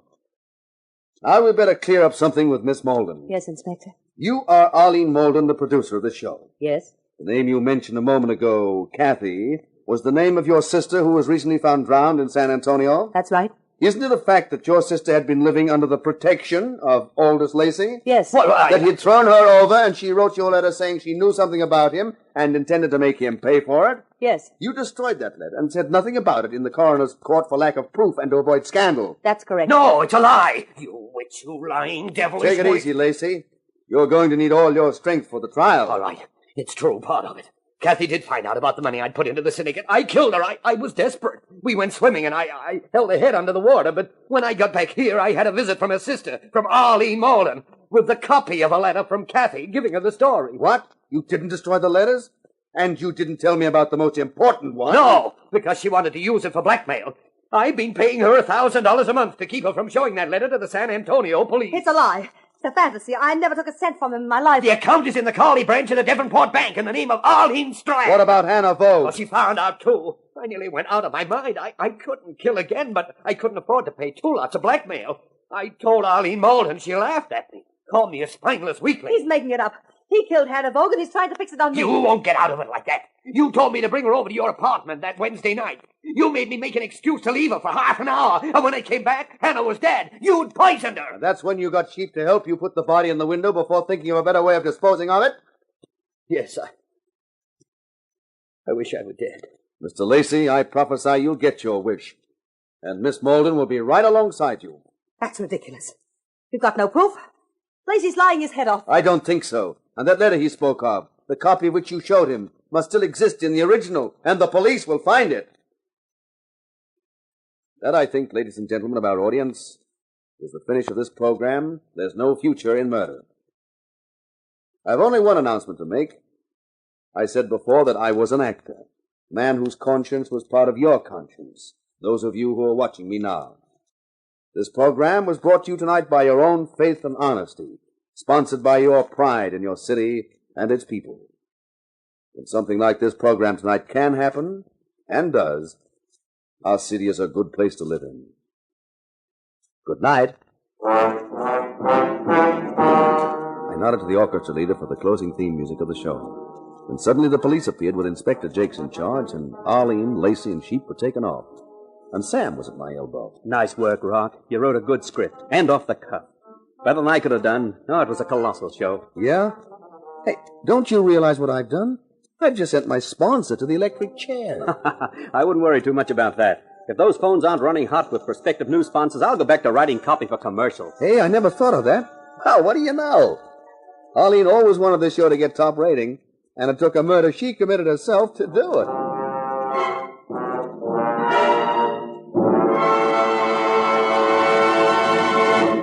This is Carter Brown. Well, I guess after that story, nobody's going to want me to write for TV.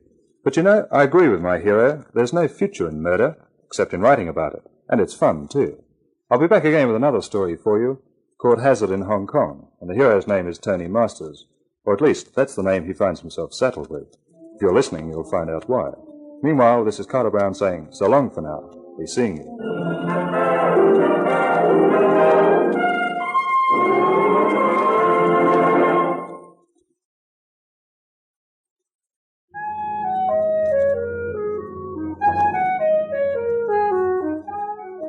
In Belladonna Was Poison, you heard our star Frank Waters as Rock Stone. The Carter Brown Mystery Theater, based on the best-selling novels by Carter Brown, is dramatized and directed by Maurice Travers for Grace Gibson Radio Productions.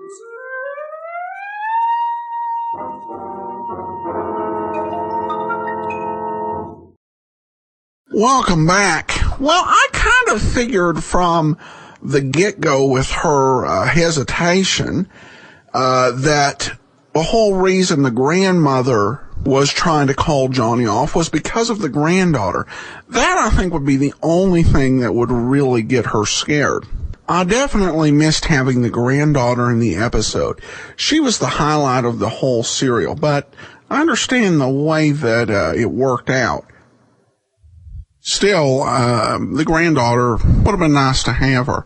I also thought it was interesting to have Nikki kind of deliver the closing lesson to the story.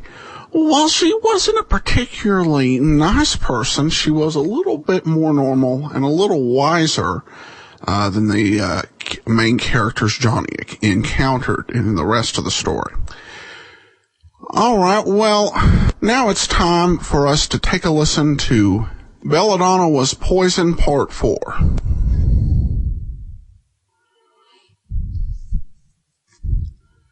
Welcome back. So our story comes to a close, and I have to admit that this was probably my least favorite of the Carter Brown stories so far. I think the concept was interesting, but that's really about as far as it went. The way they kind of brought it about was a little ludicrous, but that could have worked. Often the Carter Brown mysteries have had somewhat over the top conclusions, which, while not dramatically perfect, are certainly interesting to listen to.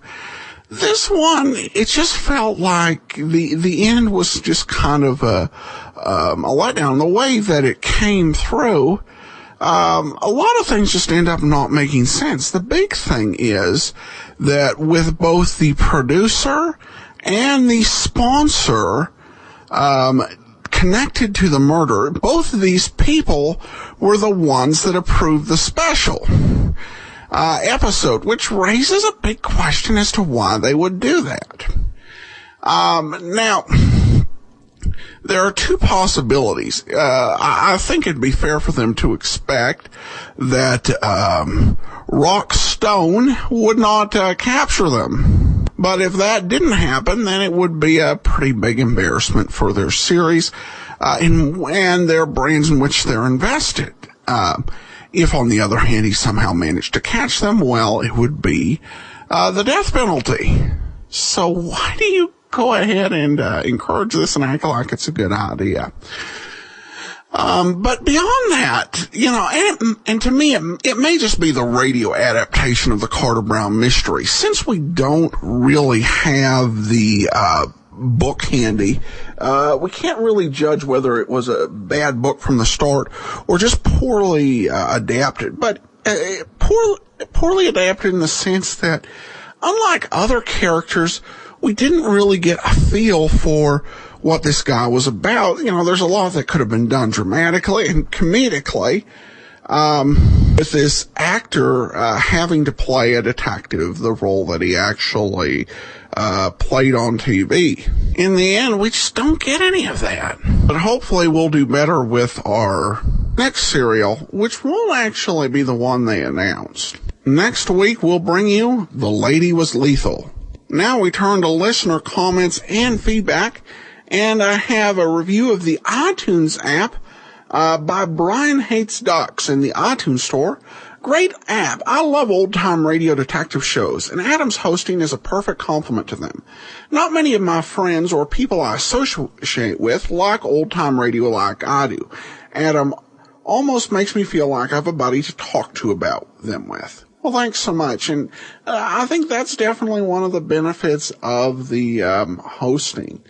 Because so few people remember this or remember it to the same degree. Some people have memories of The Shadow, just vague cultural references of that. But all the other things, Mr. Moto,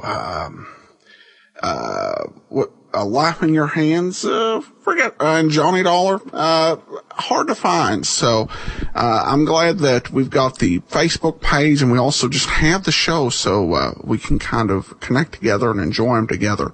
Thanks so much for the comment, Brian.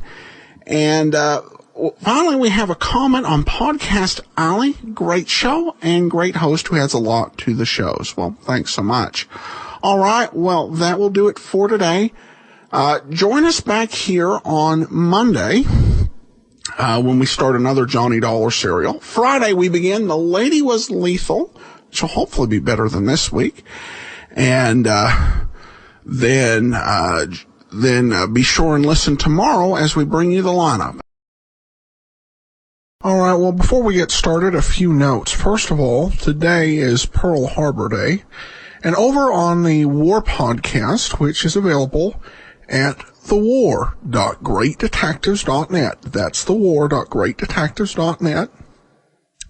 We have posted our 80-minute Pearl Harbor special, and I would encourage you to take a listen to that, even if you're not following the rest of the series. I've got some good material there, and you can also subscribe to the podcast over at thewar.greatdetectives.net. Also, I do want to encourage you to pick up your copy of What Made the Golden Age Shine for the Kindle. In it, we take a look at just a wide variety of Golden Age programs and what made them so special. So pick up your copy over at Amazon.com for your Kindle. But let's go ahead and take a listen to today's episode of the lineup. This one is called Teacher's Pet. We take you now behind the scenes of a police headquarters in a great American city, where under the cold, glaring lights will pass before us the innocent, the vagrant, the thief, the murderer. This is the lineup.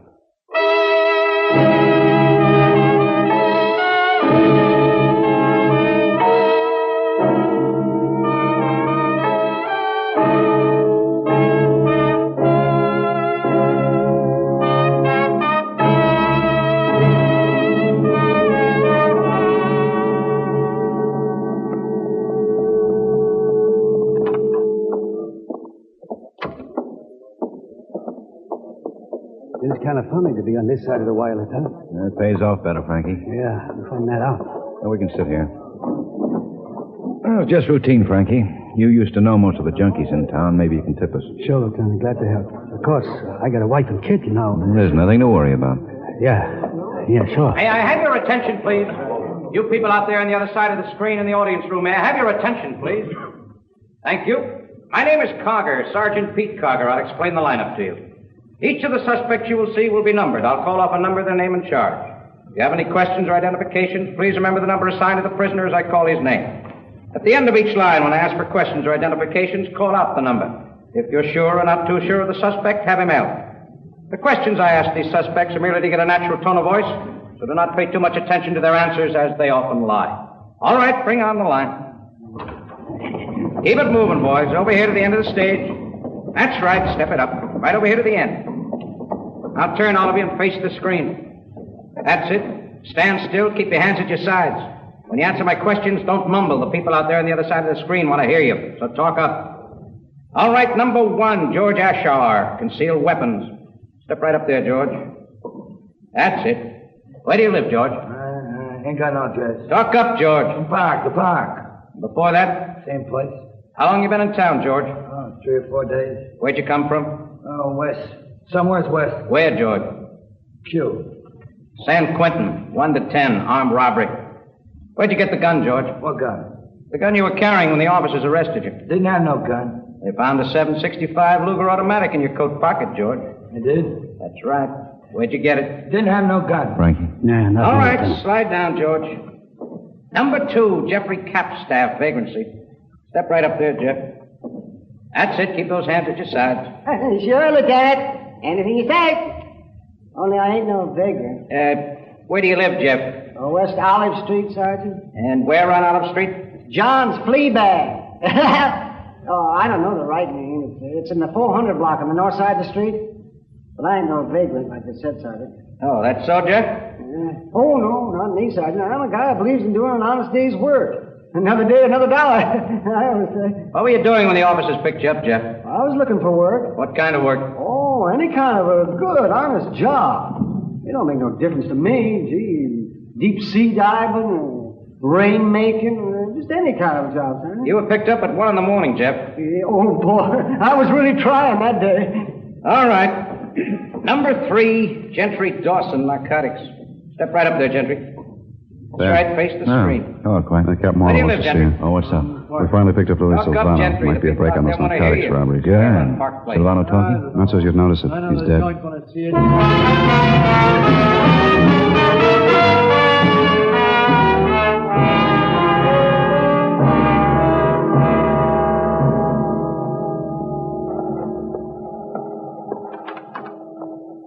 Oh, come in, Ben. Sit down.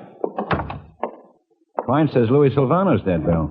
That's right. We picked him up on a routine accident report. Ran his car into the window of Sable's Market, 11:43 last night. High? Drunk? Just dead. Doc Gorson's making a routine autopsy now. Looks like simple cardiac failure. Boys went over the car. They found these stashed away in the radiator cells. Prescription stuff. Morphine? Heroin? By the time the pushers cut it, it'd be worth maybe, $50,000. They tried to burn out the numbers. The lab was able to read them. Came from that Adlon pharmacy holdup 2 weeks ago. Well, that's one we can write off the books. Come in. Well, that's an interesting sight. 2 police department notables dealing in narcotics. Who's the shoving and who's the junkie?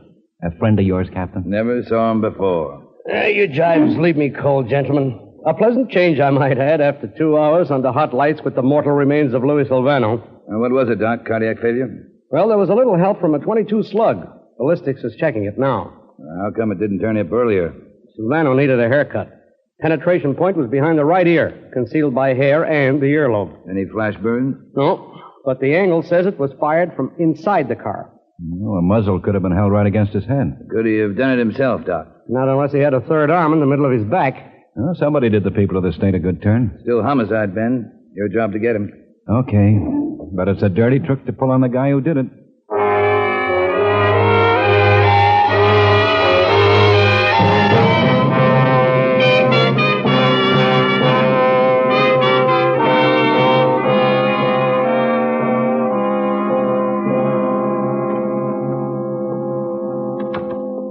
Got anything for us, Bricker? Hi. Pete, Silvano slug? Yeah. Here's the dope. It's a Winchester and a Western semi-spire. Soft nose, 22 short, 100 grain. Designed for varmint shooting. Yeah, that fits. Can you tell us anything about the gun that fired it? Well, the rifling marks are cut sharp and clean. Some microscopic metal particles on it that indicate a new or only slightly used barrel. Mm-hmm. The gun is probably new or only test fired. Most likely a target pistol. Anything else? What do you want me to do? Find the killer for you? That'd help. Come on, Pete. Are you gonna check gun registration? Nothing else to do. We'll go back a couple of years. Talk about that needle in a haystack. Nothing else to do. Well, we could hit that sandwich machine. I'm starved. Ben? Yeah? Mr. Person's got this report in a couple of minutes ago. Maybe it ties in with Sylvana. Let's see. Clocked in at 12:04. A woman by the name of Margaret Benson called in. Said her husband, name of Harry, had been missing for 2 days. The night before last, anyway. That's the night we picked up Sylvana. Yeah, she gave a pretty complete description. Fits Sylvana like a glove. I figured you better see him. What do you think, Ben? We better visit Margaret Benson.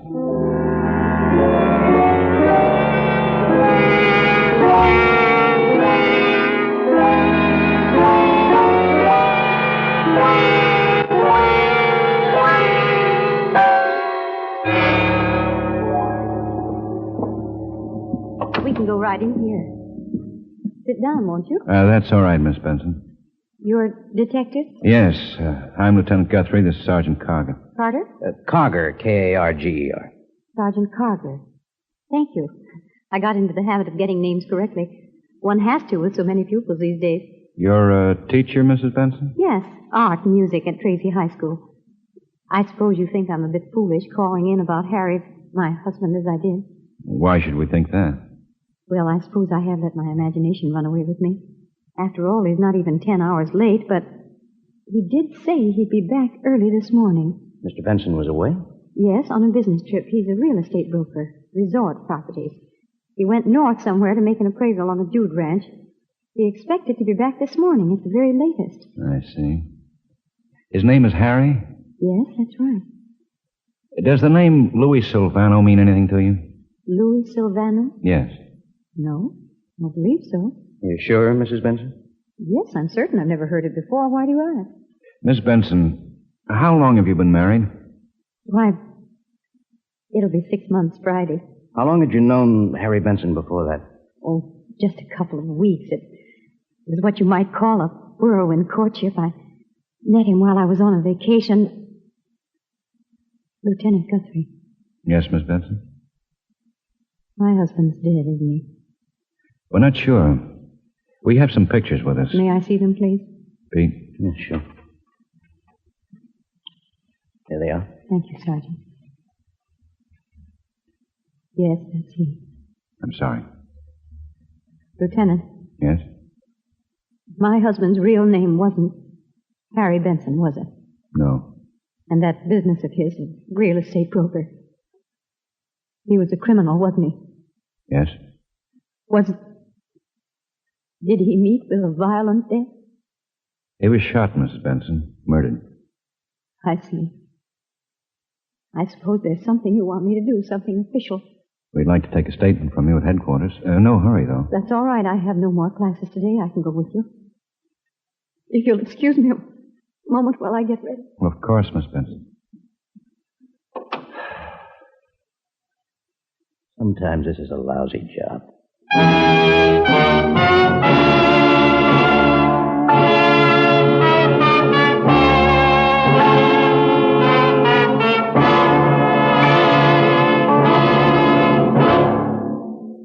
Tomorrow night, the Bing Crosby Show returns from vacation, making the fall parade of stars back to CBS Radio just about complete.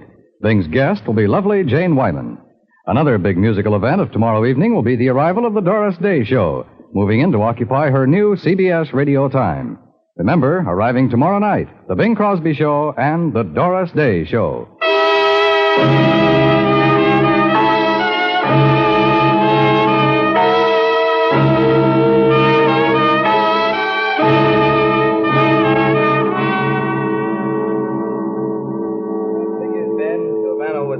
You ran into this Margaret Yates, was it? Mm-hmm.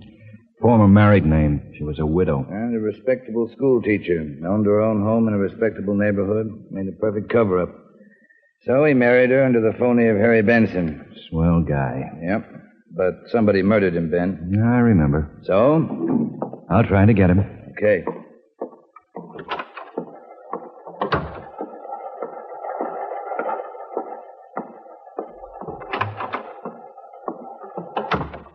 swallow say, Ben?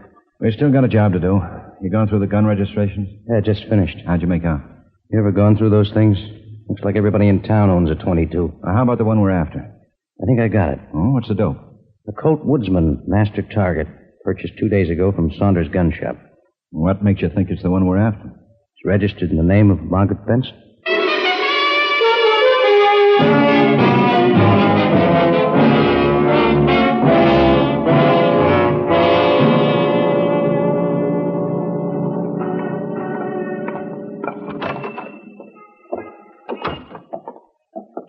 And be right with you since just this sight. No hurry, Saunders.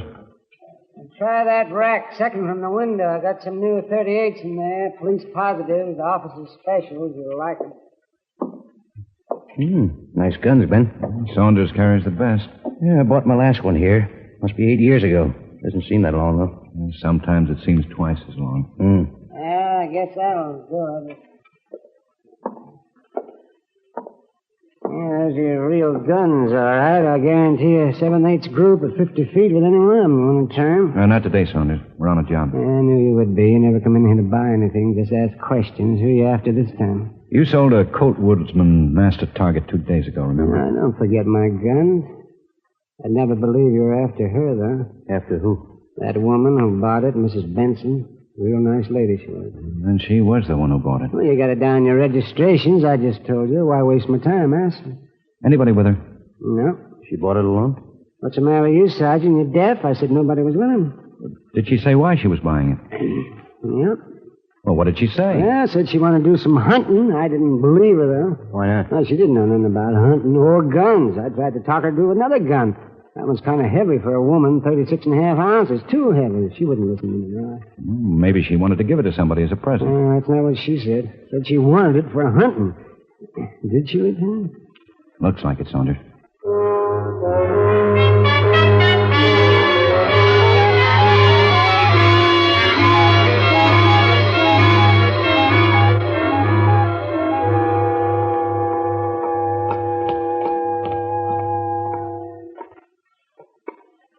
Go ahead, Pete. It ought to rain. Sticky enough.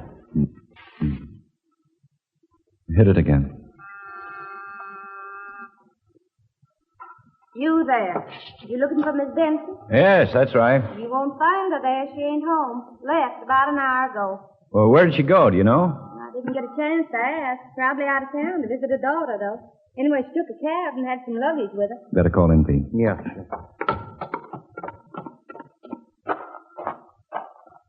You, think Mrs. Benson was going to visit her daughter? Yes, Natalie's her name.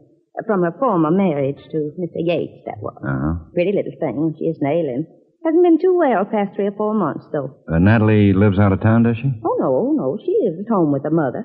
Only 17, you know. Goes to Tracy High. But she's out of town now. Well, yes, for about 10 days now it's been. Visiting relatives somewhere in the east, I understand.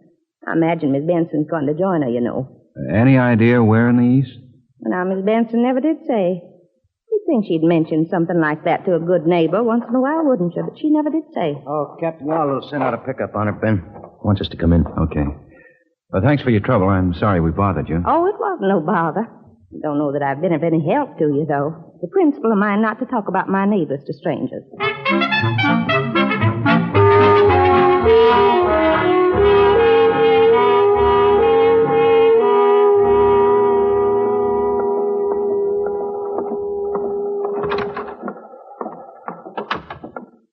Well, Ben, she blowing town? Looks like it. She does a lot of traveling for a school teacher. Flew to Lexington, Kentucky 10 days ago. That was on the 5th. Booked 2 seats. One in the name of Natalie Benson? Yeah. Who's she? A daughter. Well, she left her there then. Came back alone on the 12th. That's the day Silvana was shot. Yeah. Who's covering the airport? Quine. You think she'll try for Lexington? I'm pretty sure. The daughter? Well, that's part of it. What are you thinking, Ben? Well, there are 2 federal hospitals for narcotic addicts. One's at Fort Worth, the other's at Lexington. You want to relieve Quine? You gave me the job.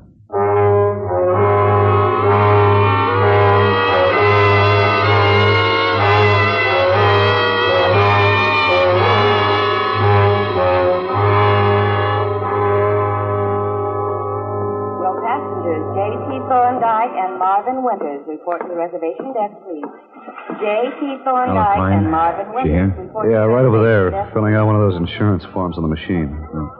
Yeah, that's her. She came in about 5 minutes ago. She's cleared a ticket through to Lexington, Kentucky in the name of Margaret Yates, Flight 201.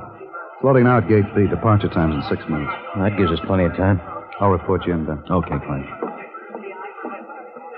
She's almost through. All right, let's go. Flight 201 for St. Louis, Louisville, Charleston, and Washington. Now loading at Gate B. All aboard, please. Hello, Miss Benson. Why, it's Lieutenant Guthrie and Sergeant Carger. You see, I did remember your name, Sergeant. That's right, Miss Benson. How nice to see you again. Are you down here to meet someone? Well, not exactly. I'm leaving myself for Lexington. Going down to visit my daughter there. Yes, we know. Oh, I don't remember telling you about it. I'm sorry, Miss Benson. We can't let you go on that plane. You can't? Why not? I think we better talk about it down at headquarters. Oh, but it's leaving in a few minutes. My daughter's expecting me in the morning. I'm sorry. Is it about my husband's death? That's right. But I told you all I knew about that before. And my plane's leaving in a minute. I can't possibly disappoint my daughter. It's no good, Mrs. Benson. We know about the gun. Do you mind if we go out to the concourse entrance for a few minutes? That'll be okay. Thank you.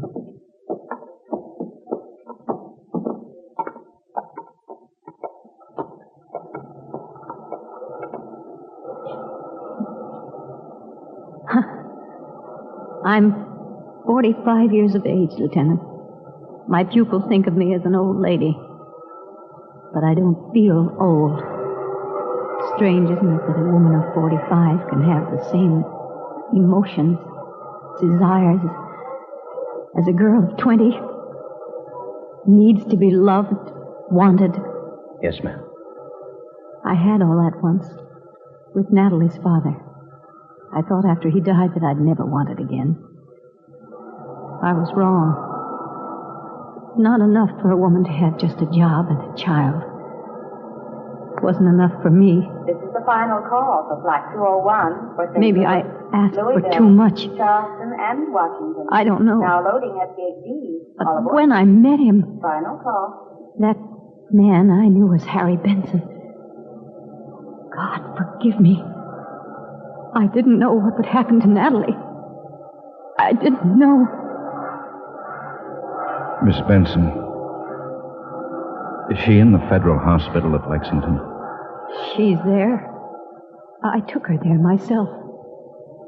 She was a lovely child. I took her to that hospital myself for narcotic addicts. And left her there. The day I came back here, I bought that gun and killed him. She was a lovely child, Natalie. I'm sure she was. The day I came back, I killed him.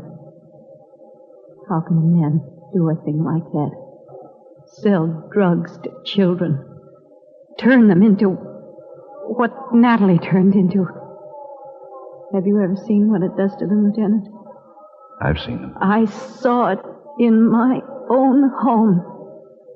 Saw my own daughter fly at me like a wild animal. When I found the thing she was using, she clawed at me, shrieked like a wild animal. That's when I learned what he was doing. My husband. Selling drugs to the children at Tracy High School. To my own daughter. I don't remember actually planning to kill him. But Natalie, she was a lovely child.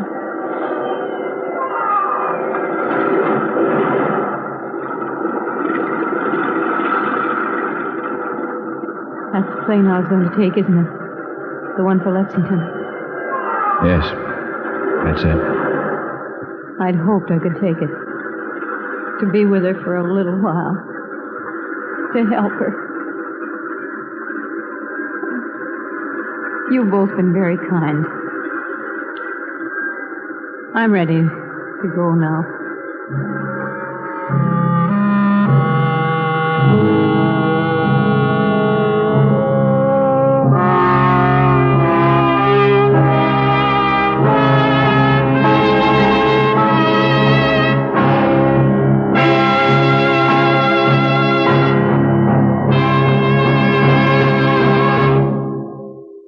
The Lineup, starring Bill Johnstone as Lieutenant Ben Guthrie with Jack Moyles as Sergeant Pete Carger, was written by Sidney Marshall with music by Eddie Dunstetter. Featured in tonight's cast were Herb Butterfield, Raymond Burr, Howard McNear, Benny Rubin, Hy Averback, Ted Bliss, Jeanette Nolan, and Virginia Gregg. The Lineup is produced and directed by Jaime Del Valle.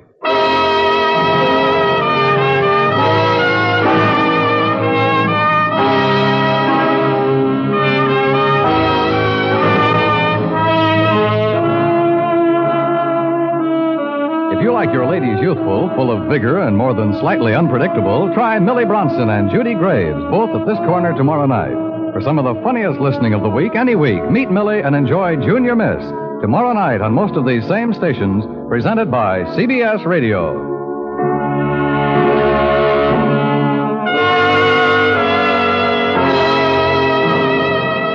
Dan Coverly speaking. This is the CBS Radio Network.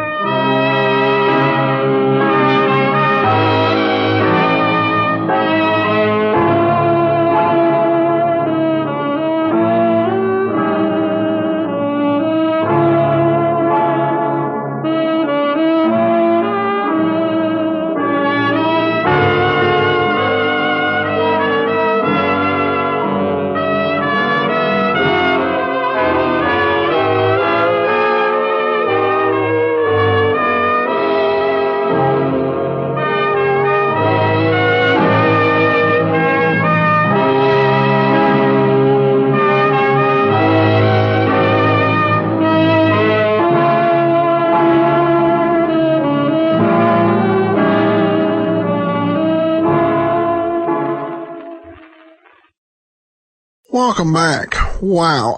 This one was a very moving episode. Rarely is it that the lineup gives us a sympathetic killer or even a sympathetic criminal. Dragnet tended to do that more. But really the criminals on the lineup mostly are kind of pathetic. This one, really, I thought the final scene in this was just very moving, very well done, and you can understand why she did it, and you can kind of agree with Pete Carger that this is one of those times that the job stank. I should mention that there was one lost episode here. We cannot find the poker party killings that were broadcast on October the 1st of 1952. This episode was from October 8th. I thought I had it, but when I listened to it, it was a previous episode. So if we find it, we'll play it for you. But yeah, we had to skip it this time. But that's, I think, the only lost episode during this stretch. All right, well, that will do it for today. Join us on Sunday. We'll have a video theater special. This one's an episode of the 1960s TV show Checkmate.